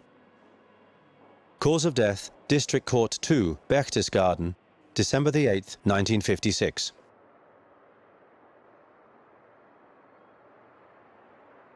Valet Heinz Linger reports the hour of his death as 3:50 p.m. He says he noted this time from a grandfather clock in the anteroom to Hitler's office. Adjutant Otto Günscher cites his final hour as 3:30 p.m. He said he'd looked at his watch.